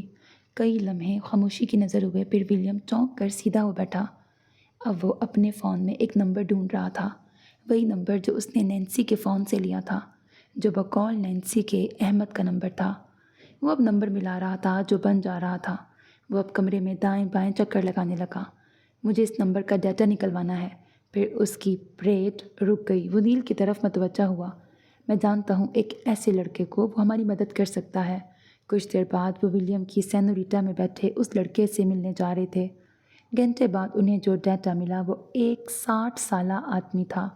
اس کا پتہ لے کر وہ اب اس کے گھر جا رہے تھے۔ یہ ایک قصبے کا پتہ تھا جہاں وہ شخص اپنے چھوٹے سے گھر کے ملحقہ لان میں لگے پودوں کو پانی دے رہا تھا۔ ولیم گاڑی سے نکلتا اسی کی جانب بڑھا۔ مسٹر پیٹر آپ ہی ہیں؟ وہ اب اپنے سامنے کھڑے آدمی سے سوال کر رہا تھا۔ جی، اس کے جواب دینے کی دیر تھی کہ ولیم نے اس کا گریبان پکڑ لیا۔ وہ آدمی اس افتاد پر گھبرا گیا۔ کون ہو تم؟ کیا چاہیے؟ وہ وحشت زدہ سا بولا۔ نیل لپک کر ولیم کی جانب بڑھا اور اس سے آدمی کا گریبان چھڑایا۔ نیل جانتا تھا ولیم بارود کی طرح کہیں بھی پھٹ سکتا تھا، اس لیے اس نے خود ہی اپنا موبائل اس آدمی کے سامنے کیا۔ یہ تمہارا نمبر ہے؟ ہاں، یہ میرا ہی ہے، آدمی نے اپنا سانس بحال کرتے جواب دیا۔ اس کی ہاں پر ولیم اس کی جانب مارنے کو لپکا، جبکہ نیل نے اس کے راستے میں حائل ہوتے اسے روکا۔ پانی کا پائپ اس آدمی کے ہاتھ سے چھوٹ کے گر گیا تھا۔ یہ بند کیوں ہے؟ کیا تم کسی نینسی کو جانتے ہو؟ میرا فون ہسپتال میں چوری ہو گیا تھا، میں نے اس کی رپورٹ بھی درج کروائی تھی۔ ہسپتال میں مجھ سے 7 والے مریض نے مانگا تھا، میں نے دے دیا تھا، پر وہ واپس ہی نہیں آیا۔ وہ ولیم کو دیکھتے خوف زدہ سا کہتا گیا۔ اس کی بات سن کر نیل نے اسبات میں سر ہلایا۔ ٹھیک ہے، تکلیف کے لیے معذرت۔ نیل اب ولیم کو کھینچے گاڑی کی جانب بڑھ رہا تھا۔ کیا ہو گیا ہے تمہیں ولیم؟ تم ایسے تو نہیں تھے، ریلیکس رہو۔ جوش استحکام لوگے تو کبھی جان نہیں پاؤ گے کہ حقیقت کیا ہے، اس لیے تھوڑا صبر کرو۔ وہ نیل جسے ولیم بدھو کہتا تھا، وہ اس وقت سمجھدار لگ رہا تھا۔ گاڑی میں بیٹھ کے اس نے سیٹ سے پشت ٹکا دی، آنکھیں موند لیں۔ وہ جو بھی ہے بہت شاطر ہے نیل، اس نے یہ سب پلاننگ سے کیا ہے، اس نے نینسی کو ہم سے چھین لیا۔ وہ یوں ہی بند آنکھوں سے بولتا گیا، چہرے پر کرب واضح تھا۔ نیل نہیں جانتا تھا اس کا ذہن کس رخ پہ بہہ رہا تھا اور وہ کیا سوچ رہا تھا، پر کچھ تھا جو اسے پریشان کر رہا تھا، اور جب تک وہ جان نہ لیتا یوں ہی بھٹکتا رہتا۔ ایک گہرا سانس لے کر اس نے گاڑی آگے بڑھا دی۔ نینسی کی موت کے بعد ولیم پہلے والا ولیم نہیں رہا، وہ بدل گیا تھا، پہلے سے زیادہ خاموش ہو گیا۔ وہ نینسی کو نہیں بھول پایا کیونکہ وہ اس کے ساتھ ہی رہتی تھی۔ اکثر رات کو اس کی آنکھ کھلتی تو وہ کھڑکی کے قریب رکھے صوفے پر بیٹھی ہوتی۔ وہ اکثر کفن میں لپٹی ہوتی تو کبھی اسی گاؤن میں جس میں وہ مری تھی، کبھی وہ مٹی سے لتھڑی ہوتی تو کبھی کیچڑ میں، کبھی کبھی اس کے جسم سے پانی ٹپک رہا ہوتا، جیسے موت کے وقت اسے اتارا گیا تو اس کے جسم سے بارش کا پانی ٹپک رہا تھا۔ پہلے پہل وہ خوف زدہ ہوتا، پھر اسے عادت ہو گئی۔ وہ کبھی کبھی بہت چلاتی، کبھی غصہ نکالتی تو کبھی اس کے دکھ درد کی ساتھی بن جاتی۔ وہ اس کے ساتھ رہنے لگی تھی۔ ولیم اب خاموشی سے سب کرنا چاہتا تھا۔ پہلے وہ لندن گیا، نینسی کے کالج سے پتہ کیا، پر وہ ساکت رہ گیا جب اسے پتہ چلا وہاں تو کوئی پروفیسر احمد تھا ہی نہیں۔ ایک امید تھی، وہ بھی ٹوٹ گئی۔ کیوں خود کو میرے لیے خوار کر رہے ہو ولیم؟ وہ لندن سے واپس آ رہا تھا جب وہ یوں ہی کہیں بھی وارد ہو جاتی تھی۔ چھوڑ دو یہ سب، اب کچھ پہلے جیسا نہیں ہو سکتا، تم آگے بڑھو، اپنی زندگی جیو۔ وہ جہاز میں اس کے ساتھ والی سیٹ پہ بیٹھی تھی، مسکراتی آنکھیں لیے اسے دیکھ رہی تھی۔ وہ آسیب کاٹ تھا ولیم، اس کا مقصد مجھے تکلیف پہنچانا تھا۔ دیکھو اب میں ساری تکلیفوں سے آزاد ہوں، تو پھر تم کیوں خود کو معاف نہیں کر پا رہے؟ معاف کر دو خود کو، آگے بڑھ جاؤ۔ وہ سیٹ سے ٹیک لگائے نم آنکھیں لیے چہرہ موڑے نینسی کو دیکھتا رہا۔ وہ اسی سفید گاؤن میں تھی جو ہر وقت لہراتا رہتا تھا، اور اس کے ساتھ ہی نینسی کے بال بھی یوں لگتا تھا جیسے وہ ہر وقت ہوا میں ہو۔ میں خود کو معاف نہیں کر سکتا نینسی، کبھی نہیں، اس نے ہولے سے کہتے اپنی آنکھ مینچ لی۔ ایک آنسو کنپٹی سے پھسلتا بالوں میں جذب ہو گیا اور وہ چلی گئی۔ وہ واپس آ گیا، کرنے کو کچھ تھا ہی نہیں، کسی چیز میں دلچسپی نہیں رہی تھی۔ مسٹر جوزف سے دوری مزید بڑھ گئی، وہ انہیں تکلیف پہنچانے کا کوئی موقع ہاتھ سے نہ جانے دیتا۔ ڈپارٹمنٹ کبھی چلا جاتا، کبھی نہیں۔ مسٹر جوزف پریشان تھے اور پھر اس نے اپنی توجہ ساؤنڈ ریکارڈنگ کی طرف کر دی۔ اسے اب یہی کام سکون پہنچاتا تھا۔ اس نے طرح طرح کی کئی مشینیں خریدیں اور پوری لگن سے کام کرنے لگا۔ وہ نیچر کے قریب ہونے لگا تو اسے ذہنی سکون ملا۔ نینسی کبھی نہیں گئی، ہاں البتہ درد میں کمی آ گئی تھی۔ 1 سال لگا اسے اس سب سے نکلنے میں۔ نیل اس دوران اس کے ساتھ ہی رہا۔ اس عرصے میں ولیم کئی ممالک گیا، ایک سیاح کے طور پر، لیکن اس نے ریکارڈنگ کا کام جاری رکھا۔ وہ اپنے اکاؤنٹ پر ان ریکارڈنگز کو اپلوڈ کرنے لگا۔ وہ چہرہ سامنے نہیں لاتا تھا پر اس کا کام جلد مشہور ہو گیا۔ لوگ اسے جاننے لگے تھے، اس کے فالوورز بڑھتے گئے۔ مسٹر جوزف نے جب اسے عجیب و غریب مشینوں پر پیسہ لگاتے دیکھا تو اس کی پاکٹ منی بند کر دی۔ اس کے اکاؤنٹ فریز کروا دیے کیونکہ اس نے جوزف پیلس کے ایک کمرے کو عجیب و غریب مشینوں سے بھر دیا تھا۔ ملکوں کی سیاحت میں اس نے مسٹر جوزف کا پیسہ پانی کی طرح بہایا تھا۔ میرا اکاؤنٹ فریز کروایا آپ نے؟ وہ ان کے اسٹوڈیو پہنچ گیا۔ اسے ایک مشین خریدنی تھی جو کافی مہنگی تھی۔ پہلے پہل تو وہ اسے ملی نہیں تھی، اور جب اسے ملی اور وہ خریدنے لگا تو اس کا اکاؤنٹ فریز ہو چکا تھا۔ وہ سیدھا ان کے اسٹوڈیو آیا۔ اسے اب کوئی نہیں روکتا تھا، وہ سیدھا اندر جا سکتا تھا۔ ہاں، مسٹر جوزف نے یک لفظی جواب دیا۔ وجہ؟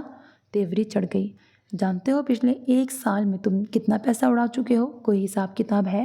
پڑھائی تم کر نہیں رہے، کام تم نہیں کر رہے، سیاحت جیسے مہنگے اور ریکارڈنگ جیسے فضول شوق تم پال کے بیٹھے ہو۔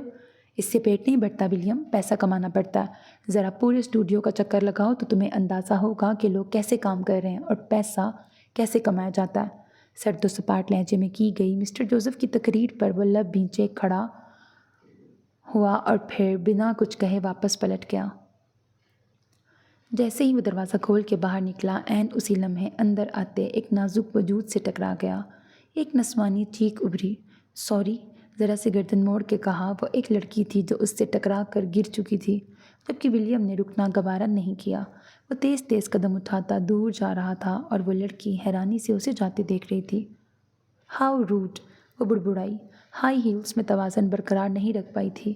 اسے دیکھتے ہی آس پاس کام کرتے کئی ورکرز اسے اٹھانے کے لیے اس کی جانب بھاگے، پر اس نے پلٹ کر نہیں دیکھا جسے وہ دیکھ رہی تھی۔ اس رات ولیم نے سینوریٹا کو بھیج دیا۔ جانتا تھا مسٹر جوزف اس پہ برہم ہوں گے، پر اسے فرق نہیں پڑتا تھا۔ وہ اب پیسے کمانے کے طریقے سوچ رہا تھا، اور اس کے لیے ضروری تھا اس کے پاس وہ سارا سامان ہوتا جو اسے چاہیے تھا۔ پھر اس نے ساؤنڈ ریکارڈنگ سے متعلقہ سارا سامان خریدا اور پھر وہ اپنے کام کی طرف متوجہ ہو گیا۔ مسٹر جوزف کو جب پتہ چلا اس نے گاڑی بھیج دی تو وہ مٹھیاں بھینچ کے رہ گئے۔ اسے اچھی خاصی سنائی بھی، پر پرواہ کس کو تھی؟ انہوں نے اس کے اکاؤنٹ ری ایکٹیو کروا دیے، مبادا وہ کہیں جوزف پیلس سمیت انہیں بھی نہ بھیجتے۔ اب وہ کئی دن بلکہ مہینوں غائب رہتا۔ وہ جو ساؤنڈ ریکارڈنگ کر رہا تھا اسے دیکھتے ہوئے کئی پروڈکشن کمپنیوں نے اپنی فلموں اور کمرشلز میں ان آوازوں کے استعمال کے لیے اس سے رابطہ کیا۔ وہ مختلف ملکوں میں جا کر ریکارڈنگ کرتا تھا اور آہستہ آہستہ اس کی ڈیمانڈ بڑھتی گئی۔ وہ منہ مانگی قیمتوں پر ان ریکارڈنگز کو فروخت کرنے لگا۔ اس نے بمشکل اپنی گریجویشن کی ڈگری مکمل کی تھی۔ اس دوران اس نے نینی سے کئی بار اپنی ماں کے متعلق پوچھا۔ کیا آپ نے کبھی میری موم سے بات کی ہے نینی؟ وہ کیسی تھیں؟ وہ حالیہ افریقہ سے لوٹا تھا، تقریباً 2 سال ہونے والے تھے، اور اس دوران اس کے کام کا ایک نام بن گیا تھا۔ اب اسے مسٹر جوزف کے پیسوں کی ضرورت نہیں پڑتی تھی، وہ اپنا کماتا تھا۔ وہ بہت پیاری تھی ولیم، بالکل تمہاری جیسی۔ وہ ان کی گود میں سر رکھے لیٹا تھا اور نینی اس کے بالوں میں ہاتھ پھیر رہی تھی۔ نسا ایک جانب بیٹھی ان دونوں کا پیار دیکھ رہی تھی۔ میں ان کی فیملی سے ملنا چاہتا ہوں، اس نے پہلی بار اپنی خواہش کا اظہار کیا۔ آج کل اسے اپنی ماں کا خیال بہت آنے لگا تھا۔ اسے چند سال پہلے تہہ خانے سے جو باکس ملا تھا جس میں اس کی اور افق کی تصویر تھی، اس کے پیچھے ایک فون نمبر لکھا تھا اور پاکستان کے کسی گھر کا پتہ۔ یقیناً وہ ان کے گھر کا پتہ ہوگا۔ ولیم نے کل رات اس نمبر پہ فون کیا تھا۔ ہیلو، کیا آپ اورنگزیب بول رہے ہیں؟ تم کون ہو؟ دوسری جانب سے پوچھا گیا۔ میں ولیم ہوں، افق اور جوزف کا بیٹا۔ ڈرتے ڈرتے اپنا تعارف کروایا گیا۔ افق ہمارے لیے مر چکی ہے، آئندہ یہاں فون مت کرنا، درستگی سے کہہ کر فون بند کر دیا گیا۔ وہ نہیں جانتا تھا اس کی ماں کے اپنے والدین کے ساتھ کیسے تعلقات تھے، پر اسے یہ جان کے دکھ ہوا تھا۔ اسے آج کل یہ باتیں پریشان کر رہی تھیں۔ ایسا سوچنا بھی ولیم، اگر جوزف کو پتہ چلا کہ تم اپنی ماں کے رشتہ داروں سے ملنا چاہتے ہو تو غضب ہو جائے گا۔ وہ تمہارے سبھی کارنامے اس لیے برداشت کر رہے ہیں کہ تم ان کی اولاد ہو، تم غلط صحبت میں نہیں پڑے۔ وہ تم سے بہت محبت کرتے ہیں، پر کچھ حدود ہیں، تمہیں ان کا خیال رکھنا ہے۔ تمہیں اس بات کا ذکر کبھی جوزف کے سامنے نہیں کرنا کہ تم ایسا کچھ چاہتے ہو ولیم، وہ برداشت نہیں کر پائیں گے۔ نینی نے اسے پیار سے سمجھایا۔ ولیم خاموشی سے سنتا گیا، پر وہ اپنے ذہن میں ایک اور دورے کا ارادہ کر چکا تھا، اور اس کا اگلا دورہ پاکستان کا تھا۔ اور پھر وہ ولیم ہی کیا جو اپنے باپ کے غصے کا سوچ کے پیچھے ہٹ جائے۔ باب چہارم، عنکبوت۔ میں تمہیں یاد آؤں گی جب پہاڑوں پر برف اترے گی، جب سفیدی چھا جائے گی، جب پتے جھڑ جائیں گے، جب ساون لوٹ آئے گا، جب رم جھم من بہلائے گی، جب پھول کھل اٹھیں گے۔ میں تمہیں یاد آؤں گی جب تنہائی کاٹ کھائے گی، جب رشتے ٹوٹ جائیں گے، جب اپنے چھوٹ جائیں گے، جب آنسو بہہ نکلیں گے، جب اذیت پھیل جائے گی۔ میں تمہیں یاد آؤں گی جب اندھیرا چھا جائے گا، جب سویرا ٹوٹ جائے گا، جب دنیا تمہیں ستائے گی۔ میں تمہیں یاد آؤں گی جب الکبوت پر پھیلائے گا۔ میں تمہیں یاد آؤں گی، میں تمہیں یاد آؤں گی۔ ہاتھ میں موبائل تھامے اسکرین پر نظریں جمائے وہ ہولے ہولے پڑھتا چلا گیا۔ آنکھیں نم تھیں۔ یہ شاعری نینسی نے اسے بھیجی تھی جب وہ آخری بار اس سے ناراض ہوا تھا، جب وہ اسے بارش میں دروازے پر ہی جھٹک آیا تھا۔ وہ اسے منانا چاہتی تھی، اس سے بات کرنا چاہتی تھی، پر ہمت نہ ہوئی۔ ولیم ٹھیک کہتا تھا، وہ بدل گئی تھی، وہ فیصلہ نہیں کر پا رہی تھی اسے کیا چاہیے تھا۔ وہ واقعی دو کشتیوں میں سوار تھی۔ نینی کی گود میں سر رکھے اس نے یوں ہی نینسی کی چیٹ اوپن کر لی تھی اور اس کا لمبا میسج منہ چڑھانے لگا۔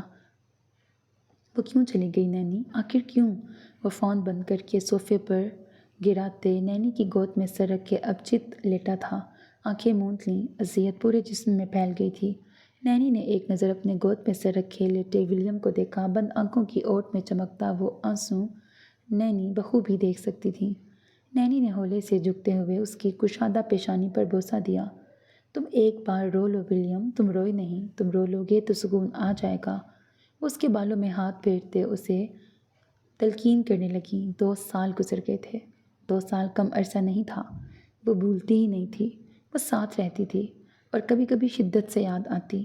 ولیم نے تو جوزف پیلس سے ہی غائب رہنا شروع کر دیا تھا، پر وہ تھی کہ پیچھا ہی نہیں چھوڑتی تھی۔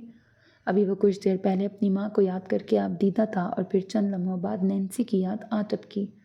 رونے سے کچھ نہیں ہوگا نینی، رونے سے کیا ہوگا؟ اس کی ماں اور نینسی 2 عورتیں ایسی تھیں جو اسے عزیز تھیں، اور انہی 2 عورتوں کی لاش کو اس نے رسی سے لٹکتے اپنی آنکھوں سے دیکھا تھا۔ وہ دونوں میں سے کسی کو نہیں بچا پایا۔ کوئی اس کی ذہنی کیفیت کا اندازہ نہیں لگا سکتا تھا۔ اس نے خود کو بہت مصروف کر لیا تھا، خود کو جنگلوں، بیابانوں، پہاڑوں اور قدرت میں چھپا لیا تھا، گم کر لیا۔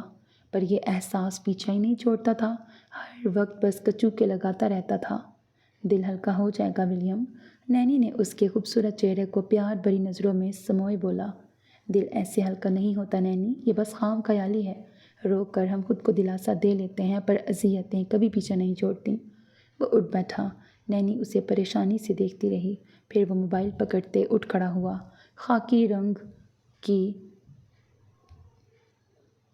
کھلی کارگو پینٹ پہنے وہ سیاہ گول گلے والی ٹی شرٹ پہنے ہوئے تھا۔ کہاں جا رہے ہو؟ کھانا بس تیار ہے۔ میں کچھ دیر آرام کرنا چاہتا ہوں، کھانا نہیں کھاؤں گا۔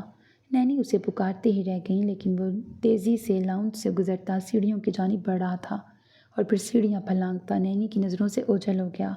وہ پیچھے بھاری دل لیے بیٹھی رہ گئی۔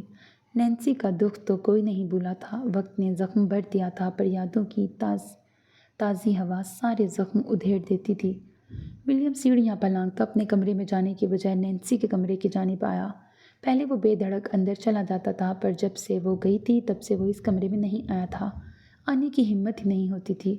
وہ کئی لمحے دروازے کے سامنے کھڑا رہا، خود پہ قابو پانے کی کوشش کرتا رہا، اور پھر لکڑی کا بھاری بھرکم دروازہ کھول کر اندر داخل ہوا۔ دل پل بھر کو ساکت ہوا۔ اس کے کمرے کی صفائی روز ہوتی تھی، ہر چیز اپنی جگہ پر تھی۔ وہ دروازے میں کھڑا چاروں جانب دیکھے گیا، وہ ہر جگہ تھی۔ بستر پہ بیٹھی تھی، آئینے کے سامنے کھڑی تھی، وہ ہنس رہی تھی، بول رہی تھی، اس کے قہقہے گونج رہے تھے۔ وہ الماری کے سامنے کھڑی کپڑے نکال رہی تھی، اس کے اسکیچز جگہ جگہ بکھرے پڑے تھے۔ وہ کسی نئے کاسٹیوم کا ڈیزائن کر رہی تھی۔ ولیم کا دم گھٹنے لگا۔ اگلے ہی پل وہ کمرے سے نکلتا دروازہ زور سے بند کر چکا تھا۔ اب وہ دھڑکتے دل کے ساتھ دروازے سے ٹیک لگائے آنکھیں موندے کھڑا تھا، پورے جسم کپکپا رہا تھا۔ وہ کیوں چلی گئی تھی؟ آخر کیوں؟ ولیم، سرسراتی سی سرگوشی ابھری۔ وہ آ گئی تھی، ایسے کیسے ہو سکتا تھا؟ وہ اسے یاد کرتا اور وہ نہ آتی۔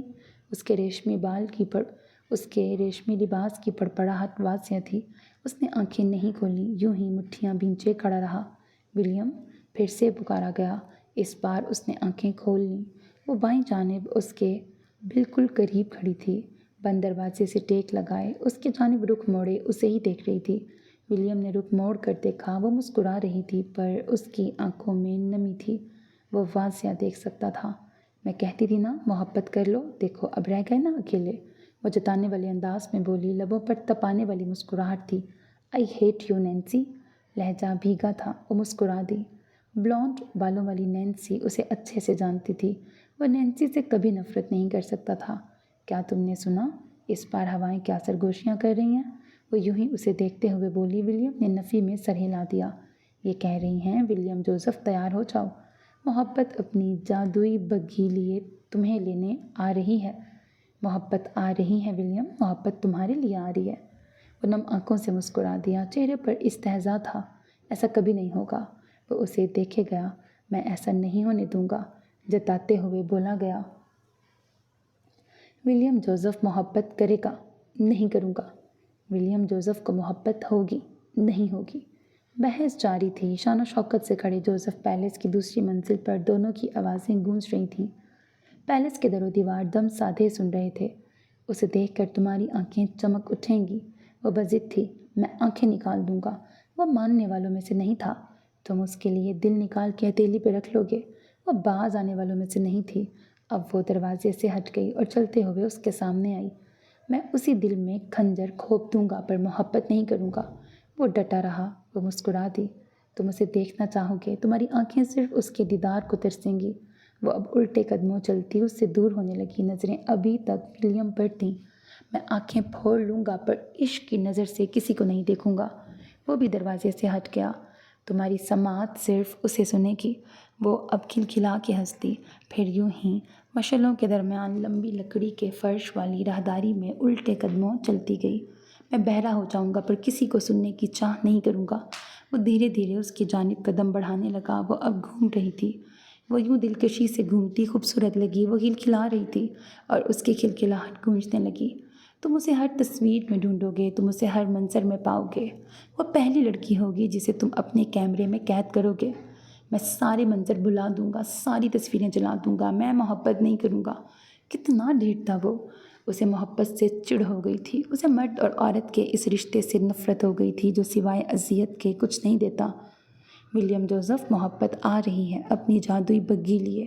تیار ہو جاؤ، وہ تمہیں اڑا لے جائے گی۔ وہ پوری قوت سے چلائی۔ میں ہار نہیں مانوں گا، میں کھڑا رہوں گا۔ تم کھڑے نہیں رہ پاؤ گے، تم گھٹنے ٹیک دو گے، تم اس کے سامنے جھک جاؤ گے۔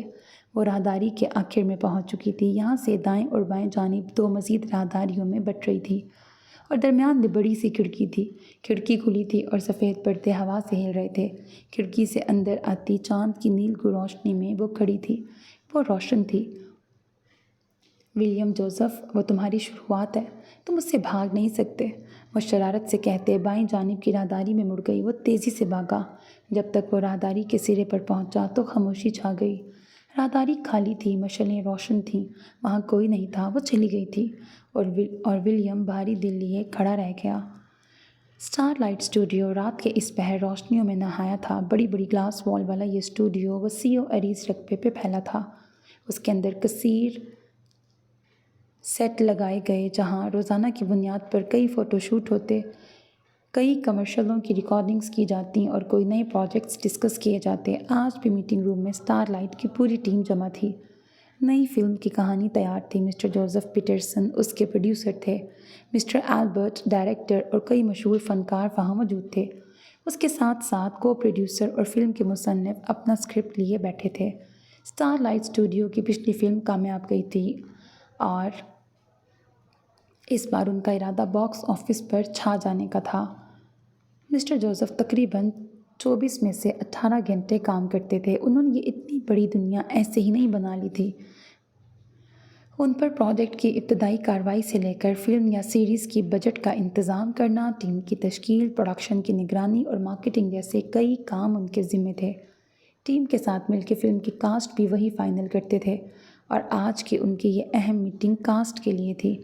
آج کاسٹ فائنل کی جانی تھی اور مرکزی کرداروں کے لیے ہیرو ہیروئن وہی لیے جاتے جو اس وقت پوری آب و تاب سے چمک رہے تھے، جن کی ڈیمانڈ تھی۔ ہیرو فائنل کر لیا گیا تھا جبکہ ہیروئن کی منظوری ابھی باقی تھی۔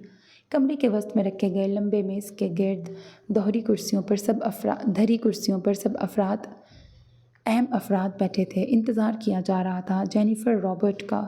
وہ اس وقت کی نئی اداکارہ تھی جسے مسٹر جوزف نے لانچ کیا تھا۔ 25 سالہ جینیفر فی الوقت لائم لائٹ میں تھی۔ اس کی ڈیمانڈ تھی پہلا فوٹو شوٹ اور پھر پہلی فلم اس نے اسٹار لائٹ سے ہی کی تھی اور اب مسٹر جوزف نے اسے دوسری فلم کی پیشکش کی۔ اسکرپٹ بھیج دیا گیا تھا جسے جینیفر پڑھ چکی تھی۔ وہ یہ فلم سائن کرنے کے لیے تیار تھی۔ منع ویسے بھی نہیں کر سکتی تھی کیونکہ مسٹر جوزف کو انکار مطلب پورے کیریئر کو تباہ کرنا تھا، لیکن یہ فلم سائن کرنے سے پہلے اس کی چند شرائط تھیں اور انہی شرائط کو سننے کی غرض سے یہ میٹنگ رکھی گئی تھی۔ مسٹر جوزف نے ایک نظر کلائی پہ بندھی قیمتی گھڑی پہ ڈالی۔ اب تک اسے آ جانا چاہیے تھا اور تبھی ان کی نظر گلاس وال سے نظر آتی راہداری پہ پڑی۔ وہ آ رہی تھی، سیاہ نرم گرم سا پیروں کو چھوتا ریشمی گاؤن پہنے جو بالکل سادہ تھا، اس پہ کوئی کام نہیں تھا اور جس کا گلا آگے سے گہرا تھا۔ 1.5 انچ کی ہیل والے نازک سے کوٹ شوز پہنے وہ بالوں کو نفاست سے ڈھیلی پونی میں قید کیے قدم قدم چلتی اسی جانب آ رہی تھی۔ ہاتھ میں نازک سا کلچ تھا۔ دروازہ کھول دیا گیا۔ Hello, good evening. کمرے میں داخل ہوتے وہ ایک ادا سے مسکرائی۔ چند ایک نے اٹھ کر اسے سلامی پیش کی۔ جینیفر کا چہرہ چمک رہا تھا۔ وہ مسکراتی ہوئی آگے بڑھی۔ اس کے لیے کرسی کھینچ دی گئی اور پھر وہ ایک ادا سے بیٹھ گئی۔ پورا میٹنگ روم اس کی خوشبوؤں سے مہک اٹھا۔ وہ نظر نہ آنے والا میک اپ کیے ہوئے تھی، ہونٹوں پہ لگا گلوز چمک رہا تھا۔ ابتدائی الیک سلیک کے بعد وہ سب مدعے کی بات پہ آئے۔ میں نے سنا ہے نئے پروجیکٹ کو لے کے آپ کی کچھ شرائط ہیں، کیا آپ انہیں واضح کریں گی؟ نہایت دھیمے اور پروفیشنل لہجے میں پوچھا گیا۔ مسٹر جوزف اسی کی جانب متوجہ تھے۔ ان کی بات سنتے ہوئے وہ ایک پل کو مسکرائی۔ شرائط کی بجائے اگر آپ خواہش سمجھ لیں تو بہتر ہوگا۔ چند اہم لوگوں کے درمیان وہ اپنی بات کھل کر سکتی تھی۔ تو بتائیں مس جینی، آپ کی کیا خواہش ہے، کیا چاہیے آپ کو؟ کو پروڈیوسر نے پہلو بدل کے پوچھا۔ مسٹر جوزف کی جانسی نگاہیں جینی پر جمی تھیں اور آج وہ بھی انہیں ہی دیکھ رہی تھی، وقفے وقفے سے ان کے چہرے میں کسی کو تلاش کر رہی تھی۔ یوں بھی اس کا مقصد یہی تھا۔ اس کا پورا نام جینیفر رابرٹ تھا، لیکن شوبز انڈسٹری میں وہ جینی رابرٹ کے نام سے مشہور ہو چکی تھی۔ اب سب اسے یہی بلاتے تھے۔ میں یہ فلم کرنے کے لیے تیار ہوں، پر بدلے میں مجھے کچھ چاہیے۔ وہ مسٹر جوزف کی جانب متوجہ تھی جیسے وہی اس کی خواہش پوری کر سکتے تھے۔ ایسا کیا چاہیے آپ کو جو یوں آنن فانن میٹنگ رکھی گئی؟ کو پروڈیوسر نے استفسار کیا۔ مجھے ولیم جوزف چاہیے۔ ہاں، یوں جیسے وہ مل ہی جاتا۔ اس کے کہنے کا انداز کچھ ایسا تھا کہ پل بھر کو سب ساکت ہوئے۔ اس کی نظریں مسٹر جوزف پر جمی تھیں جو چند پل کے لیے سن رہ گئے۔ آنکھوں میں حیرانی اور بے یقینی بر وقت ابھری۔ وہ دونوں ایک دوسرے کو دیکھے گئے۔ جہاں مسٹر جوزف کی آنکھوں میں حیرانی تھی، وہیں جینی کی نظریں عجیب الوہی چمک لیے ہوئے تھیں۔ William Joseph? سرگوشیاں پھیل گئیں۔ سب اب رخ موڑے کنکھیوں سے مسٹر جوزف کو دیکھنے لگے، جو میز پر دونوں بازو رکھے ہتھیلیوں کو آپس میں جوڑے ان پر تھوڑی جمائے بیٹھے تھے۔ ان کی آنکھوں میں گہری سوچ میں ڈوبی تھیں اور وہ جانسی نگاہوں سے جینی کو دیکھتے اندازہ لگانے کی کوشش کر رہے تھے کہ ولیم اس سب میں کہاں سے آیا تھا۔ کوئی کچھ نہ بولا۔ سب مسٹر جوزف کے بولنے کا انتظار کرنے لگے۔ جینی نے ایک مسکراہٹ اچھالی اور پیچھے ہو کے کرسی سے پشت ٹکا دی۔ ٹانگ پر ٹانگ جمائے وہ نفاست سے بیٹھی تھی۔ وہ ولیم کو کیسے جانتی تھی، یہ جاننے کے لیے ہمیں ماضی کے پنوں کو کھنگالنا پڑے گا۔ ایڈنبرگ میں چلتی ٹھنڈی ہوا نے وقت کے پنے تیزی سے پیچھے پلٹے۔ ایک پھڑپڑاہٹ سی ابھری اور وقت تیزی سے پیچھے بھاگا۔ یہ اس دن کی بات تھی جب مسٹر جوزف نے ولیم کے اکاؤنٹ فریز کروا دیے تھے اور وہ ان سے ملنے اسٹوڈیو آیا تھا۔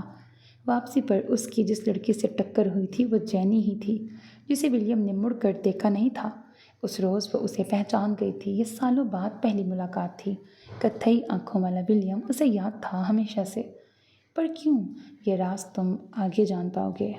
اور پھر چند روز پہلے جینی کی ایڈنبرگ میں کانفرنس تھی۔ پہلی فلم کی کامیابی کے بعد وہ چاروں جانب چھائی تھی۔ ہر پوسٹر پہ اس کی تصویر تھی۔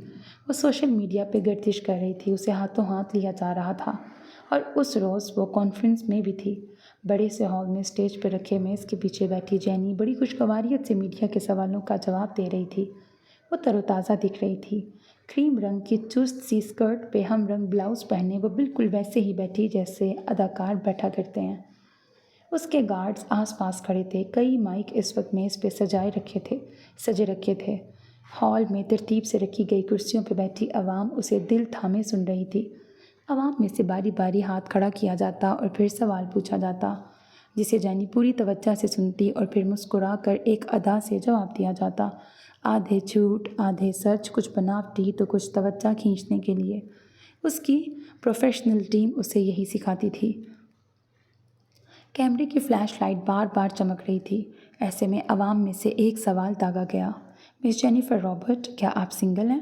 سوال ایسا تھا کہ وہ سن کے مسکرا دی اور دبی دبی سی ہنسی پورے ہال میں گونج گئی۔ سب جواب سننا چاہتے تھے۔ ہاں ابھی تو سنگل ہوں، مسکرا کے جواب دیا گیا۔ آپ اپنا لائف پارٹنر کیسا چاہتی ہیں؟ وہ کیسا ہوگا جو جینی رابرٹ کو پسند آئے گا؟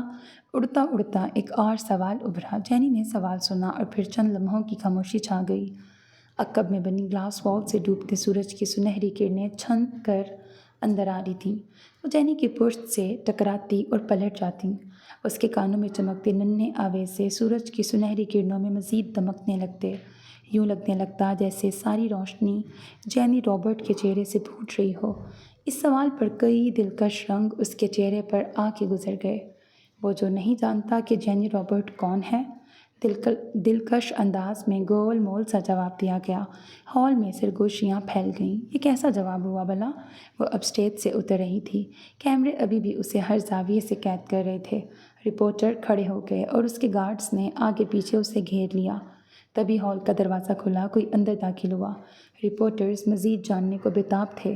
وہ ابھی تک جینی میم کی صدائیں بلند کرتے مزید سوال پوچھے جا رہے تھے۔ جینی کی نظر اچانک اٹھی اور پھر ٹھہر گئی۔ وہ اسے پہچان گئی تھی۔ سر پر کالی ٹوپی اوڑھے اور جدید ہیڈ فون کانوں پر جمائے وہ موبائل پکڑے اندر داخل ہوا۔ اس نے نظر اٹھا کے نہیں دیکھا۔ وہ کافی مصروف نظر آتا تھا۔ جینی اب دروازے کی جانب بڑھ رہی تھی جبکہ نظریں ولیم پر ہی جمی تھیں۔ مہینوں پہلے وہ اس سے اسٹار لائٹ اسٹوڈیو میں ٹکرائی تھی۔ اس بے مروت شخص نے تب بھی مڑ کے نہیں دیکھا تھا اور اس پل وہ تیزی سے اس کے قریب آ رہا تھا۔ وہ ہولے ہولے بڑبڑا رہا تھا۔ شاید فون پر دوسری جانب کوئی تھا جس سے وہ بات کر رہا تھا۔ ٹھیک ہے، میں پہنچ جاؤں گا۔ وہ ہوا کے جھونکے کی مانند قریب سے گزر گیا۔ جینی نے اپنے دل کو پل بھر کو ساکت ہوتا محسوس کیا۔ وہ تیز تیز چلتا اب دائیں جانب لگے دروازے سے اندر داخل ہو گیا۔ شاید کسی کام کی غرض سے آیا ہوگا۔ جینی نے اپنے چہرے سے آگ نکلتی محسوس کی۔ چہرہ سرخ پڑ گیا۔ کئی کیمروں میں یہ منظر ریکارڈ ہو چکا تھا۔ کیا وہ جینی رابرٹ کو نہیں جانتا؟ کیا وہ موویز نہیں دیکھتا؟ کیا وہ سوشل میڈیا استعمال نہیں کرتا؟ جوزف پیٹرسن کا بیٹا ہو کے وہ جینی رابرٹ کو کیسے نہیں جانتا؟ کئی سوال دماغ میں گلبلانے لگے۔ وہ اپنے گرد اٹھتے ہجوم کے شور میں تیز تیز چلتی باہر کھڑی لمبی چمچماتی گاڑی میں بیٹھ چکی تھی۔ کیا وہ ولیم جوزف کو یاد نہیں تھی؟ اگر نہیں تو پھر وہ اسے کیوں یاد رہ گیا تھا؟ اس نے گاڑی میں بیٹھتے سیٹ سے پشت ٹکا لی اور آنکھیں موند لیں۔ اتنا لمبا سفر طے کیا تھا اس نے یہاں تک پہنچنے کے لیے، ولیم جوزف کے برابر آنے کے لیے، بلکہ وہ اس سے کئی زینے آگے تھی، پھر بھی وہ اسے نہیں جانتا تھا۔ دل میں ایک ٹیس سی اٹھی۔ لوگوں کے جھرمٹ کو چیرتی گاڑی ایک جھٹکے سے آگے بڑھ گئی، جبکہ جینی رابرٹ ماضی کے بھول بھلیوں میں بھٹکنے لگی۔ کچھ یادیں تھیں، ہاں وہ یادیں جو عنکبوت کی طرح ہمیں جکڑ لیتی ہیں اور پھر کبھی پیچھا نہیں چھوڑتی۔ وہ موری فیلڈ میں رہنے والے کسان کی بیٹی تھی۔ اس کے آباء و اجداد کا صدیوں سے یہی پیشہ رہا تھا۔ موری فیلڈ اسے بیکار لگتا تھا۔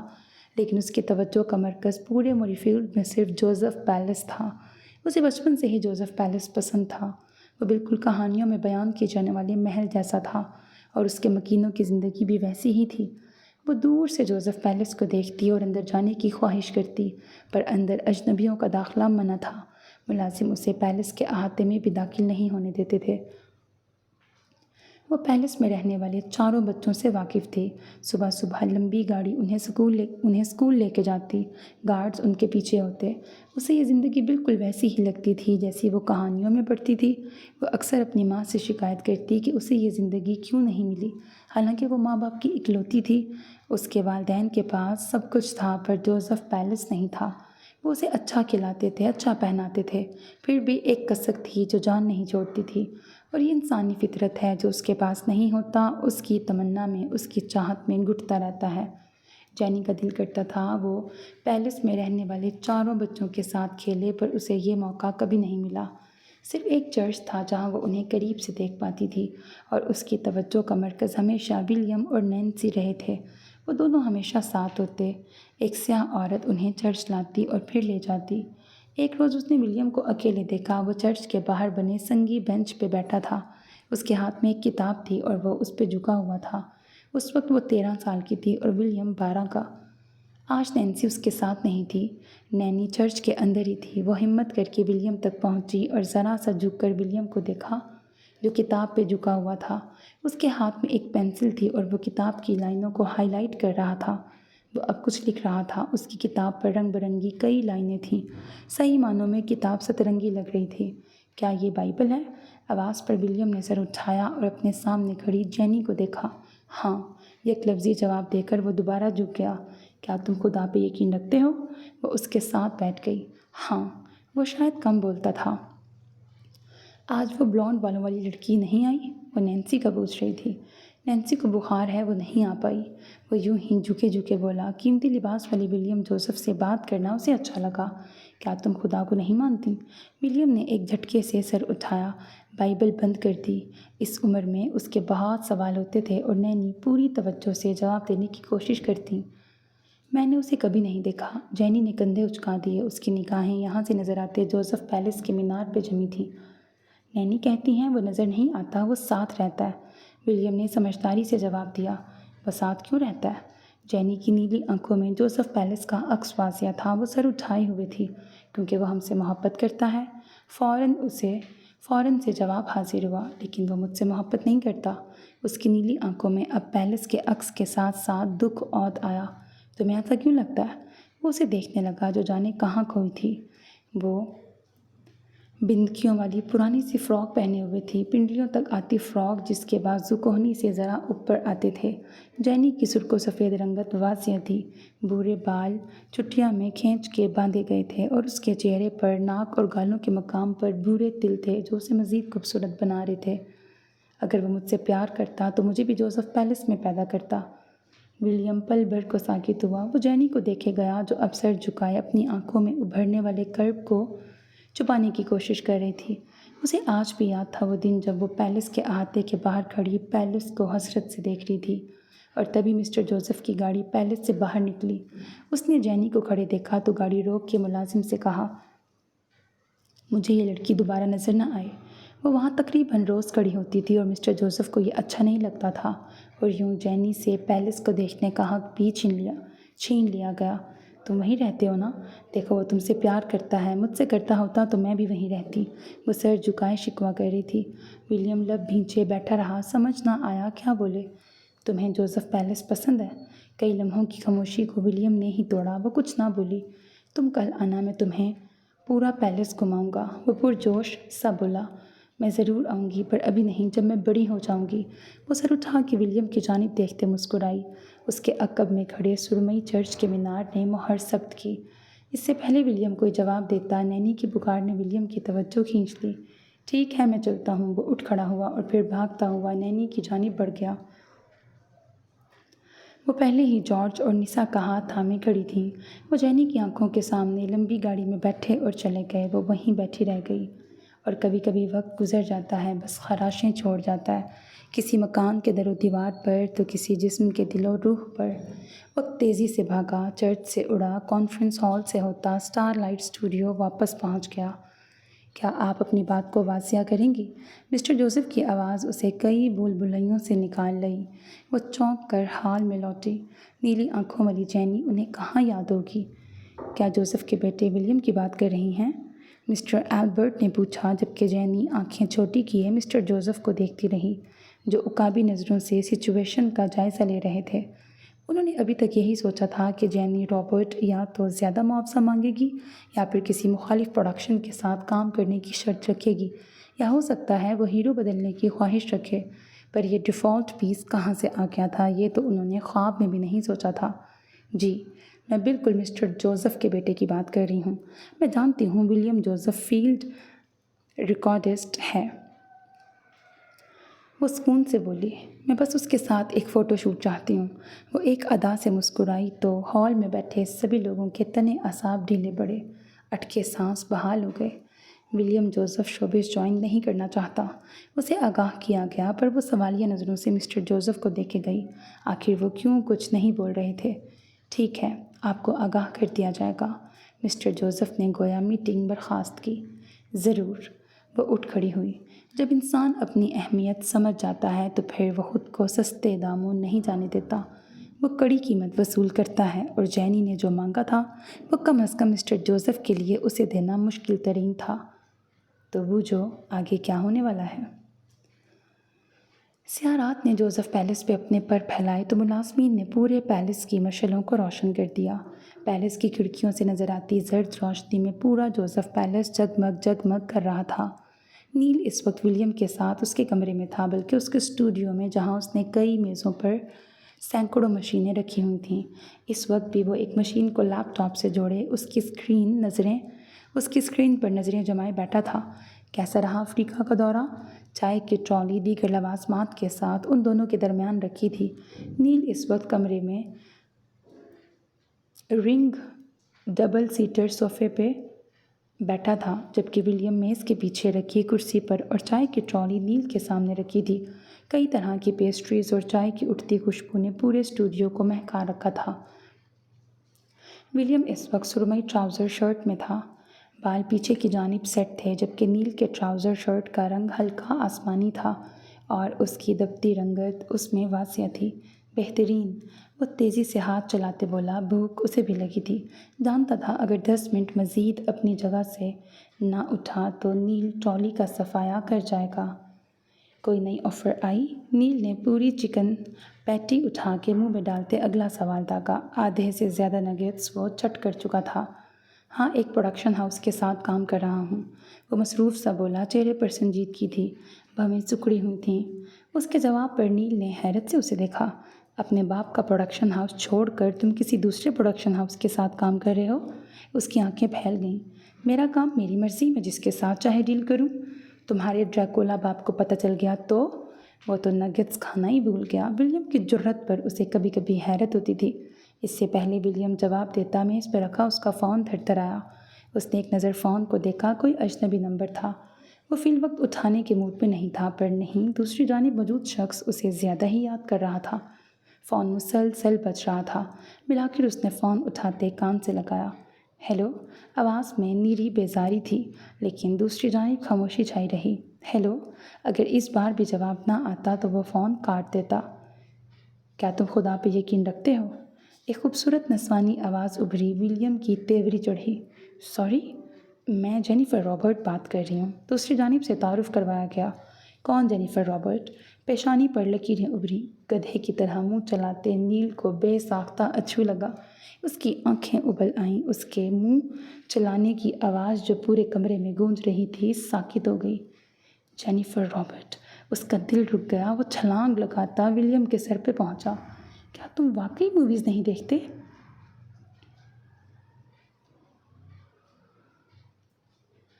میں نارنیا کے فین ہوں۔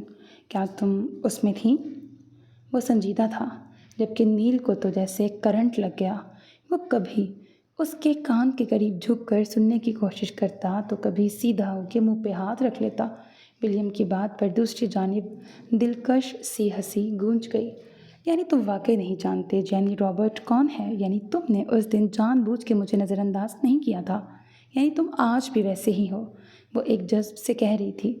مجھے لگتا ہے آپ غلط نمبر ملا چکی ہیں، برائے مہربانی نمبر درست ڈائل کریں۔ وہ ٹک سے فون بند کر گیا۔ او مائی گاڈ، جینی رابرٹ! کیا واقعی یہ وہ تھی؟ نیل سر پر دونوں ہاتھ رکھ کے حیرت سے گنگ تھا۔ ہے کون یہ؟ میرا لیٹسٹ کرش، تم بھول گئے؟ وہ اب حیرت سے دائیں بائیں چکر لگا رہا تھا۔ دن میں 10 کرش بدلتے ہو تم، سب کو کیسے یاد رکھوں؟ وہ بیزار ہوا۔ بھائی یہ عام لڑکی نہیں ہے، ایکٹریس ہے، اور آج کل یہی چھائی ہوئی ہے۔ تیرے ڈریکولا باپ نے ہی لانچ کیا ہے اسے۔ بس نیل کو یہ آخری بات نہیں کرنی چاہیے تھی۔ فون دوبارہ سے بج اٹھا تھا، وہی نمبر تھا۔ اٹھا اٹھا، جلدی اٹھا۔ نیل نے فون اٹھا کے اسے پکڑا لیا، جبکہ ولیم نے فون پکڑتے کال کاٹ دی اور اگلے ہی لمحے اس نے بٹن دبا کے نمبر بلاک کر دیا۔ نیل کا منہ صدمے سے کھل گیا، آنکھیں پھٹی کی پھٹی رہ گئیں۔ خدا کی مات پڑے گی تجھ پہ۔ وہ واپس صوفے کی جانب پلٹ گیا۔ خوبصورت لڑکی کو بلاک کرنے والوں کو نرک جہنم میں بھی جگہ نہیں ملتی۔ وہ کلس رہا تھا۔ نرک میرا ٹھکانہ ہے بھی نہیں۔ کس قدر گردن اکڑا کے کہا گیا۔ تمہارے یہی کرتوت رہے تو واقعی نرک سے بھی بدتر ٹھکانہ ہوگا تمہارا۔ وہ اونچی آواز میں بولا اور پھر مارے ضبط کے ایک نگیٹ اٹھا کے منہ میں ڈال لیا۔ غم اپنی جگہ، کھانا اپنی جگہ۔ بھائی ایک مشہور ایکٹریس مجھے فون کیوں کرے گی؟ ولیم نے سوال کیا، پر اگلے ہی لمحے نوٹیفیکیشن ابھرا۔ انسٹاگرام پر اسے کسی نے میسج کیا تھا اور میسج کرنے والی جینی رابرٹ تھی۔ وہ فون اوپر کیے اب بھویں سکیڑے اس کے میسج کو دیکھ رہا تھا۔ جینی کے کئی ملین فالوورز تھے اور اس کا آفیشیل اکاؤنٹ تھا۔ میں نے تمہیں پہچان لیا۔ ولیم کے انسٹاگرام پر ساری اس کی فیلڈ ریکارڈنگ والی ویڈیوز تھیں۔ وہ اپنا چہرہ نہیں دکھاتا تھا، یعنی وہ اسے اچھے سے جانتی تھی جو پہچان گئی تھی۔ یہ تو واقعی جینی رابرٹ کا میسج ہے۔ نیل کو ایک بار پھر جھٹکا لگا۔ وہ بھاگتا ہوا آیا۔ دکھاؤ دکھاؤ۔ اب وہ اس کے ہاتھ سے موبائل جھپٹتے دیکھ رہا تھا۔ وہ واقعی جینی رابرٹ تھی، جسے نیل نے جانے کتنے میسیجز کیے تھے۔ اگلے ہی پل اس کے چہرے کے زاویے بگڑے۔ اس عورت کو بھی نرک میں جگہ نہیں ملے گی۔ میں نے ہزاروں میسیجز کیے، مجھے تو رپلائی نہیں کیا۔ اس کا موڈ اب بگڑ چکا تھا۔ فون میز پہ پھینکتے وہ واپس پلٹ گیا۔ ولیم کے لبوں کو نرم سی مسکراہٹ نے چھوا۔ وہ فون وہیں چھوڑتا نیل کی جانب بڑھا۔ کیتلی میں رکھی چائے ابھی گرم تھی، پر وہ ساکت رہ گیا جب اس نے ٹرالی خالی دیکھی۔ پلیٹ میں رکھا ایک نگیٹ اس کو منہ چڑھا رہا تھا۔ تم سب کچھ کھا گئے؟ اس نے صوفے پہ بیٹھتے حیرت سے پوچھا۔ کوئی مال و دولت نہیں کھایا میں نے تمہارا، چند پیسٹریز، کچھ نگیٹس اور سینڈوچز ہی کھائے ہیں بس، وہ تنک کر جتاتے بولا، جبکہ ولیم اب کپ میں چائے ڈال رہا تھا۔ ویسے تم 24 کے ہونے والے ہو، کوئی ارادہ نہیں ہے کیا گرل فرینڈ بنانے کا؟ اس سے پہلے وہ آخری بچا ہوا نگیٹ بھی پکڑتا، ولیم نے فٹافٹ اٹھا لیا۔ نیل کی نظر اسی نگیٹ پہ تھی، پر وہ ناکام رہ گیا۔ تم ہو ویسے لانتی ہی، ایک نگیٹ نہیں دے سکے مجھے، وہ منہ کے زاویے بگاڑ کے بولا، جبکہ ولیم کا دل چاہا چائے کا کپ اس کے سر پہ دے مارے۔ سب کچھ ہڑپ گیا تھا، ابھی بھی اس کا پیٹ نہیں بھرا تھا، پر نیل کی ہوا ٹائٹ کرنے کا اس کے پاس ایک اور راستہ تھا۔ میں اس لڑکی کو چنوں گا جسے نینسی اپروو کرے گی، وہ لبوں پر ابھرنے والی شرارتی مسکان چھپائے بولا، جبکہ نیل کا دل اچھل کر حلق میں آ گیا۔ کیوں نام لے رہے ہو اس بلا کا؟ اسے جن بھوتوں سے ڈر لگتا تھا، وہ بلا اس وقت بالکل تمہارے سامنے بیٹھی ہے، تمہیں کھا جانے والی نظروں سے گھور رہی ہے، وہ چائے کا کپ لبوں سے لگاتے بولا، جبکہ نیل نے اچھلتے ٹانگیں صوفے کے اوپر کر لیں۔ وہ خوف زدہ لگ رہا تھا۔ دیکھ ولیم، یہ مذاق نہیں چلے گا، اس نے تنبیہ کی۔ وہ کہہ رہی ہے ابھی کچھ نہیں کہے گی، پر رات کو تم سے ملنے ضرور۔ ولیم منہ بند کر اپنا۔ وہ جھٹکے سے اٹھ کھڑا ہوا، کشن اٹھا کے سینے میں بھینچ لیا اور خوف زدہ نظروں سے چاروں جانب دیکھنے لگا۔ وہ کہہ رہی ہے یہاں سے دفع ہو جاؤ ورنہ ممی۔ اگلے ہی لمحے وہ کشن گراتا کمرے سے باہر تھا اور پھر بنا پیچھے دیکھے سر پٹ بھاگا۔ وہ اب تمہارے پیچھے آ رہی ہے نیل، ولیم اونچی آواز میں چلایا۔ ممی بچاؤ۔ پورا جوزف پیلیس اس کی چیخوں سے گونج اٹھا تھا۔ وہ اب چلاتے ہوئے سیڑھیاں اتر رہا تھا۔ کام کرتے سبھی ملازمین رک گئے۔ لاؤنج میں بیٹھی نینی نے عجیب نظروں سے اسے دیکھا، جو بنا پیچھے دیکھے سر پٹ بھاگ رہا تھا۔ جیسے واقعی اس کے پیچھے نینسی کا بھوت لگا ہوا ہو۔ چند منٹوں بعد وہ جوزف پیلس کے باہر تھا اور قسم اٹھا چکا تھا اب کبھی یہاں واپس نہیں آئے گا۔ اس کے جانے کے بعد ولیم نے تھک ہار کر گردن صوفے پہ گرا دی۔ وہ اب چھت کو گور رہا تھا۔ بہت شوق ہے نا تمہیں مجھے بھوت بنانے کا؟ وہ ہوا میں معلق تھی، غصہ تھی۔ ولیم اسے دیکھے گیا۔ وہ جیسا سوچتا تھا نینسی اسے ویسے ہی دکھائی دیتی تھی۔ اگر وہ سوچتا وہ خوش تھی تو وہ خوش دکھائی دیتی، اگر وہ سوچتا وہ ناراض تھی تو اسے ناراض دکھائی دیتی، اگر اسے لگتا وہ تکلیف میں تھی تو وہ اسے روتی تڑپتی نظر آتی، اگر وہ سوچتا وہ اس سے بدگمان تھی تو وہ اسے برا بھلا کہتی نظر آتی۔ یہ اس کا ذہن تھا جہاں وہ قید تھی۔ وہ جیسے چاہتا تھا وہ ویسے ہی نظر آ جاتی تھی، اور اگر اس پل کوئی اسے دیکھ لیتا تو وہ ہوا میں معلق تھی تو یقیناً اسے دل کا دورہ پڑ جاتا۔ پر ولیم بچپن سے اس سب کا عادی تھا۔ اسے اب فرق نہیں پڑتا تھا، بلکہ وہ خوش تھا کہ کسی نہ کسی صورت آخر وہ اس کے ساتھ تو تھی۔ تو کیا تم اس کی ذہنی کیفیت کا اندازہ لگا سکتے ہو؟ سو میرے عزیز listeners, this was the end of this episode. Hope that you like it. اپنا بہت خیال رکھیے گا نیک تمناؤں کے ساتھ۔ اللہ حافظ۔ And don't forget to subscribe to my channel because that's how you can encourage me, and that's the only kind of support and encouragement which I want from all of you. Allah Hafiz.